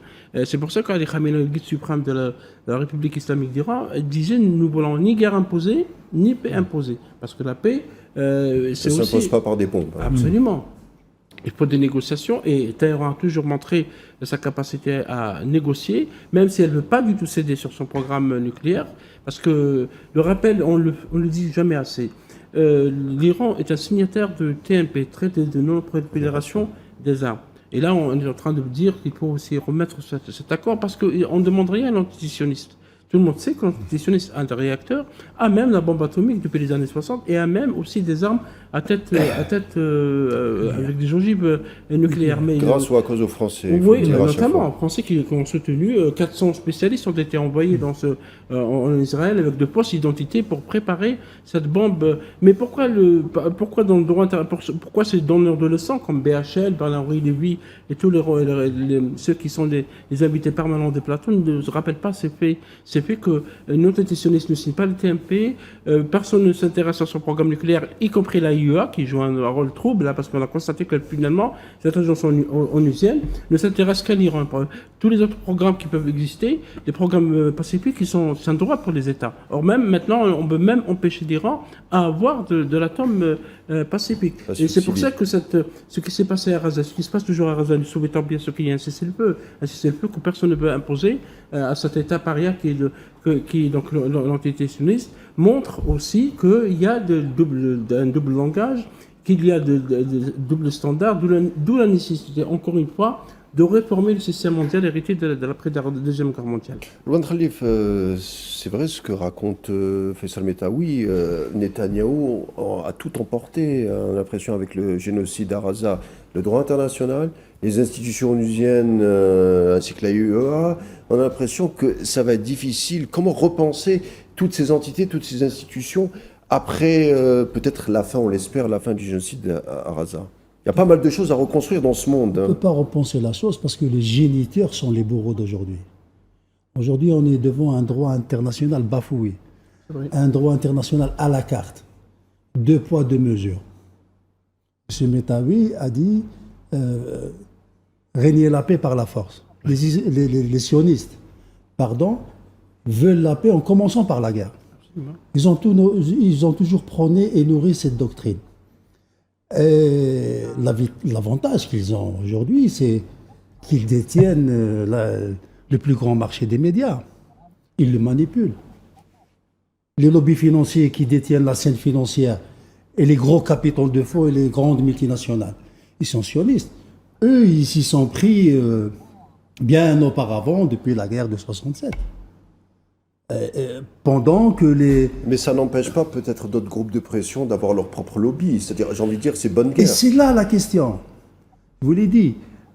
Il y a eu émergence d'un nouveau pôle au Moyen-Orient. Il y a eu une éveil en Afrique. Il y a l'Algérie qui sort de cette décennie noire et qui, alhamdoulilah, a une stabilité politique, une émergence économique, une souveraineté, une suffisance dans les secteurs vitaux, une souveraineté. Et donc, tous ces points forts et qui soutiennent en majorité en même temps les causes de libération et de décolonisation des territoires et des peuples et des pays dans le monde, il doit être subtilement, intelligemment, sans heurter l'opinion internationale. Aujourd'hui, on a la société mondiale qui soutient la cause palestinienne. Aujourd'hui, on a le courant MAGA, Make America Great Again, qui verrouille un peu les actions de Trump. L'action vis-à-vis de l'Iran sur les sites nucléaires était vraiment une frappe obligée, mais la première et la dernière, pour justifier une suprématie dans d'éventuelles négociations et pour avoir, ou plutôt pour être candidat au prix Nobel de la paix. Donc, en prenant du recul et en analysant tous les aspects, qu'ils soient économiques, géopolitiques et surtout religieux, c'est la doctrine du Grand Israël. On est en train de vivre ça. On voit ce qui se passe aujourd'hui à nos côtés.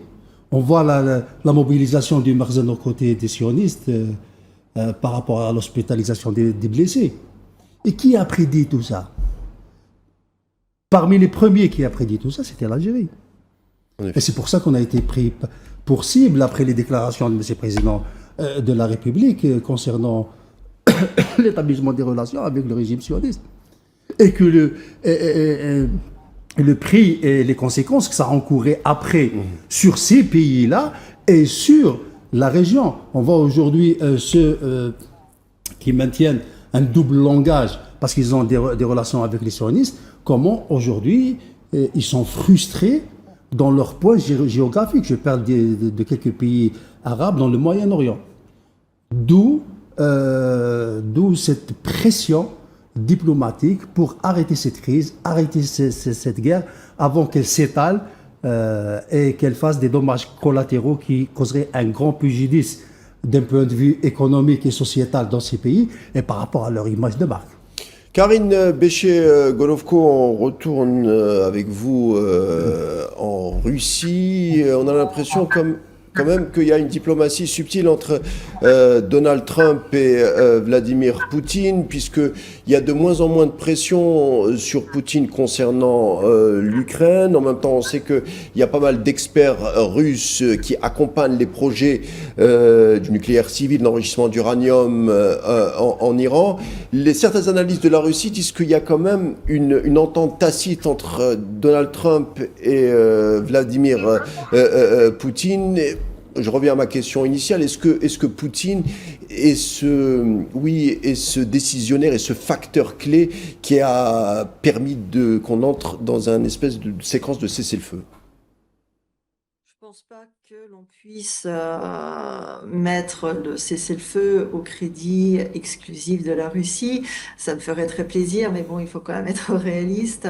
C'est un jeu extrêmement complexe qui se joue, puisque le conflit qui se déroule est un conflit qui est multidimensionnel et qui se déroule sur plusieurs territoires, même si de façon assez étrange, c'est le même enjeu qui se passe. Lorsque vous souleviez la question effectivement très importante du dévoiement des institutions internationales et de la possibilité, en tout cas de l'espoir, à la fin de ce conflit, de revenir à une normalisation, effectivement, oui, le problème est que ces institutions internationales ont été dévoyées depuis finalement la chute de l'Union soviétique, puisque nous nous sommes retrouvés dans un monde unipolaire et tous ces organes internationaux, et on le voit notamment avec l'agence qui est censée surveiller la question de l'énergie atomique, et l'on voit quel rôle délétère elle joue malheureusement, que ce soit en Iran, que ce soit sur le sol ukrainien aussi, ou avec la station de Zaporozhye.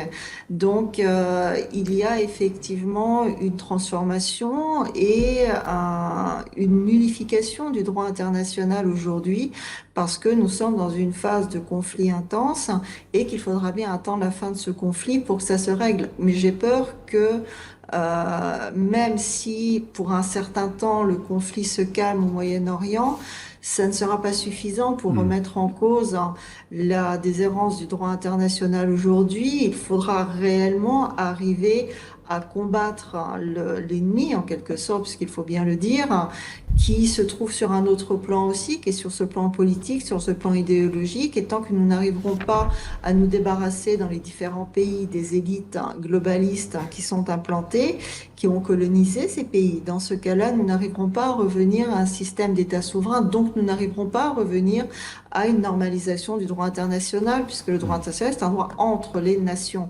Pour cela, il faut que les nations puissent être souveraines. Donc nous avons effectivement... Pardon. Vous êtes juriste en droit international, on reconnaît les États, on ne reconnaît pas les régimes, entre guillemets régimes. Donc depuis pas mal de temps, on appelle le régime iranien. En fait, ça n'existe pas en droit international. On ne reconnaît que des États souverains. On ne reconnaît pas des personnifications de pouvoir politique. Ça n'existe pas en droit international. Vous êtes d'accord, vous validez? Un État existe ou un État n'existe pas. C'est-à-dire qu'à partir du moment où l'État existe, dans ce cas-là, il a les droits qui sont liés au fait qu'il est un sujet de droit international. Que le système politique en place plaise ou déplaise, ça c'est à la population locale de décider. Parallèlement, on voit aussi ici une dose d'hypocrisie absolument phénoménale, parce que si on entend parler d'un certain régime iranien, de la même manière qu'on entend parler aussi du régime de Poutine, ce qui doit laisser sous-entendre que l'Iran comme État n'existe pas, que la Russie comme État n'existe pas. En revanche, on n'entend pas parler du régime ukrainien ni du régime de Zelensky, alors que pourtant, du point de vue juridique, justement, l'Ukraine a cessé d'exister en tant qu'entité juridique depuis 2014, puisqu'il n'y a plus de système juridique cohérent et que les institutions sur place ne permettent pas d'avoir un fonctionnement normal et régulier en général, si on reprend les définitions classiques en droit. Donc nous voyons bien ici, comme vous le soulignez à juste titre, ces dévoiements du droit international qui sont utilisés à des fins politiques extrêmement précises et au service d'un pouvoir, celui des élites globalistes. Et c'est ça qu'il nous faut absolument remettre en cause. Karine Béché-Golovko, je vous remercie d'avoir répondu présent à notre invitation. Je rappelle que vous êtes juriste et enseignante en droit international. Merci, je vous dis à très vite. Olivier Dallage, depuis 12 jours de conflit entre l'entité sioniste et l'Iran, je le disais, vous êtes un observateur de l'Asie. Qu'est-ce que vous avez appris, vous, de ce pays, de l'Iran? On a tous été surpris de cette résilience, de cette matière grise en termes militaires, en termes balistiques. J'ai vu tout à l'heure les chiffres. L'Iran forme chaque année 256 000 ingénieurs avec un embargo, avec de la pression, avec un mouvement de diffamation mondiale. Il est étonnant, ce pays. Je sais que vous êtes académicien, vous ne pouvez pas pencher d'un côté ou d'un autre, mais objectivement, il en a étonné plus d'un, surtout les analystes. Qu'est-ce que vous en pensez? Moi, je connais un peu l'Iran, j'y suis allé à plusieurs reprises. C'est un pays extrêmement complexe, c'est une mosaïque. D'ailleurs, je me rappelle un journaliste turc qui disait qu'à Téhéran, il s'exprimait en turc parce qu'en fait, la majorité de la population de Téhéran n'est pas perse, mais est azérie. Donc ça vous donne quand même une idée de la complexité. C'est un pays qui est beaucoup plus fin, subtil. Enfin, c'est pas la caricature qu'on pense. Une richesse anthropologique. Oui, voilà. Et culturelle, historique. Je n'ai pas été surpris de la résilience de l'Iran. J'ai été surpris, bien entendu, de l'ampleur de la pénétration des milieux dirigeants militaires et politiques iraniens par le Mossad, parce que la précision des assassinats et des bombardements supposait quand même un renseignement exceptionnel, mais que la structure elle-même de l'appareil étatique et du régime en place est survécu à 12 jours de frappe, non, c'est absolument pas surprenant. C'est dans la nature des choses. Moi, ce que je pense surtout, c'est qu'on est dans une situation qui reste tout à fait instable. Il y a un cessez-le-feu, je ne sais pas s'il va tenir ou s'il ne va pas tenir, et même s'il tient, rien n'a été réglé. Je disais tout à l'heure que Israël a obtenu d'incomparables succès tactiques, mais stratégiquement, elle n'a pas obtenu le résultat qu'elle voulait obtenir, c'est-à-dire l'élimination assurée du programme nucléaire iranien et le changement de régime. Le régime en question, il est affaibli, mais il est toujours là, et donc ils vont prendre les moyens pour s'assurer qu'il continue. Et en fait, je crois que la plus grande surprise qui est partagée par beaucoup de gens sur la planète, c'est l'imprévisibilité de la politique américaine sous Donald Trump. Il est absolument impossible, on peut toujours trouver des rationalisations sur il a fait ci parce qu'il est comme ci ou comme ça, mais en réalité, personne ne peut véritablement prédire ce que sera sa décision d'un jour à l'autre. Et alors, ça le sert tactiquement, mais ça n'est pas extrêmement rassurant sur des projections à plus long terme. Et donc, je crois aujourd'hui qu'on a mis peut-être le bouton sur pause, mais l'histoire n'est pas terminée. Merci Olivier Darèche d'avoir été avec nous pour nourrir les échanges. Je rappelle que vous êtes spécialiste de l'Asie et j'espère échanger avec vous très vite. À bientôt. Faisal Metaoui, alors on voit les discours, les opinions sont mijaurées. Certains disent unanimement qu'on n'en a pas terminé avec cette séquence de tension entre l'Iran et l'entité sioniste. Oui, absolument, parce que l'entité sioniste veut changer le régime, selon leur expression, et je suis d'accord avec Karine, qui parlait tout à l'heure des États. Personne dans les médias occidentaux ne parle de l'État iranien. Iranian State. On parle uniquement soit de la République islamique d'Iran, soit du régime iranien, soit du régime de Téhéran, etc. Le régime des mollahs, il y a des expressions un peu dégradantes. Islamistes, radicales, fascistes, etc.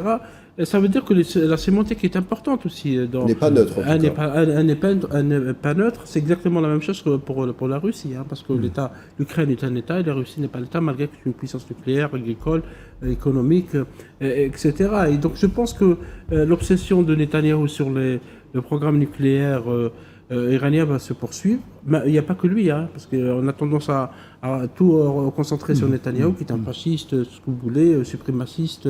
Mais il y a d'autres qui sont comme lui, qui partagent son opinion et qui voudraient peut-être un jour ou l'autre revenir à l'agression contre l'Iran, comme ils ont agressé le Liban, comme ils ont tué des personnalités politiques, Nasrallah, Ismail Haniyeh et d'autres, comme ils ont bombardé les systèmes de défense syriens, comme ils ont bombardé l'Irak, ils le font de temps à autre comme bon leur semble, parce que l'aviation elle part, elle bombarde, elle revient, personne ne demande des comptes, comme ils l'ont fait pour le Yémen, comme ils l'ont fait pour le Soudan et d'autres.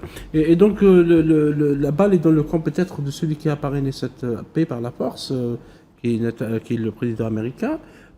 Comment il va négocier? Est-ce qu'il va être en colère, comme on l'a vu ce matin, contre Netanyahou et contre Israël, qui a dit « j'ai jamais vu autant de bombes lâchées sur une ville, etc. » Ou est-ce qu'il va changer de discours, parce que lui, il change de toute façon des discours. Oui, c'est pas une séquence qui est permis, mais je pense que ça a aussi, si vous voulez, changer l'image qu'avait le monde sur l'entité sioniste. On pensait que c'était un pays puissant, qui a tous les moyens de se défendre, qui peut anéantir toutes les puissances, son entourage, parce que la sécurité d'Israël est érigée comme un dogme. Personne ne doute de ça.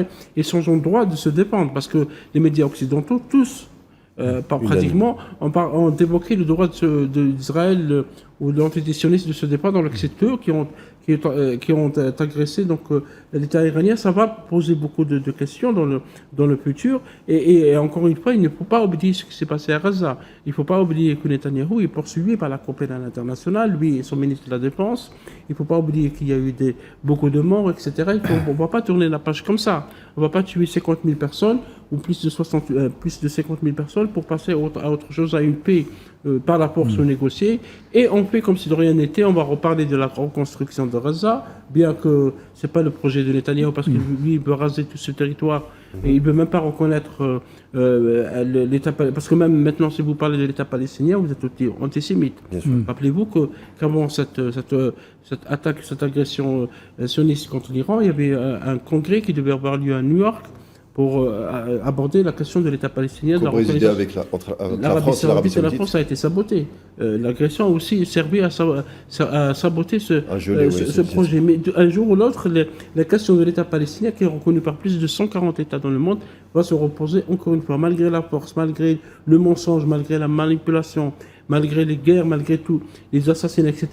La question palestinienne va revenir au centre encore une fois du droit international. On l'a dit tout à l'heure, Don Khalif, que Donald Trump a joué, on va le savoir d'ici les prochains jours sans doute, a joué un jeu subtil pour sauver la face à peu près de tout le monde, bien entendu les Iraniens, lui, son administration, sa base électorale.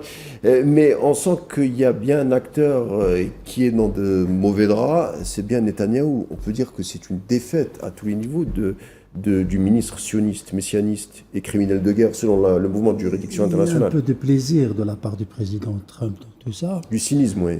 Et pour ce qui est de Netanyahou a été toujours prêt et prédisposé à accomplir ses stratégies machiavéliques et endosser ses crimes de guerre et tout ce qui en suit. Donc il a bien joué son rôle, il a très très bien joué son rôle, mais il n'a pas pu jouer le rôle de la victime. Il est bien dans le rôle du bourreau, mais il n'est pas bon dans le rôle de la victime. Par rapport aux Américains en général et par rapport au président Trump, qui suit des finances, des affaires, des économies, pour lui, c'est une crise, c'est une opportunité, il faut l'exploiter. L'intérêt suprême, c'est l'intérêt de l'Amérique, des Américains, et donc protéger ses alliés stratégiques dans la région du conflit, et d'une pierre deux coups, essayer de maintenir en laisse, excusez-moi l'expression, l'Iran, et pour l'État iranien, l'Amérique soit un passage obligé pour sa pérennité, pour sa paix, pour son relationnel. Mais je pense que personne ne peut prédire ce qui va se passer dans les jours à venir, parce que tout est lié aux tables de négociation, tout est lié aux conditions, aux compromis. Et hélas, ce n'est pas les séances officielles qui vont décider de l'avenir de cette crise, mais ça sera les coulisses. C'est l'histoire qui le dira. C'est les coulisses, c'est les couloirs, c'est les centres de décision occultes, multidogmatiques. Voilà, ce sera le mot de la fin. Merci de nous avoir suivis pour l'édition spéciale du jour par rapport aux derniers événements qui ont traversé le dossier iranien et la guerre avec l'entité sioniste, avec l'entrée en vigueur décrétée par Donald Trump. On verra ce qui s'en suivra d'ici les prochains jours. Comptez sur nous pour suivre la situation. Merci de nous avoir été fidèles. Je remercie Faisal Metawi, rédacteur en chef de Al24 News. Et je remercie également Don Khalif, politologue, nous avoir accompagnés pour les échanges. Et merci à vous, chers téléspectateurs. Je vous laisse avec la suite des programmes sur Al24 News. Et je vous dis à la prochaine.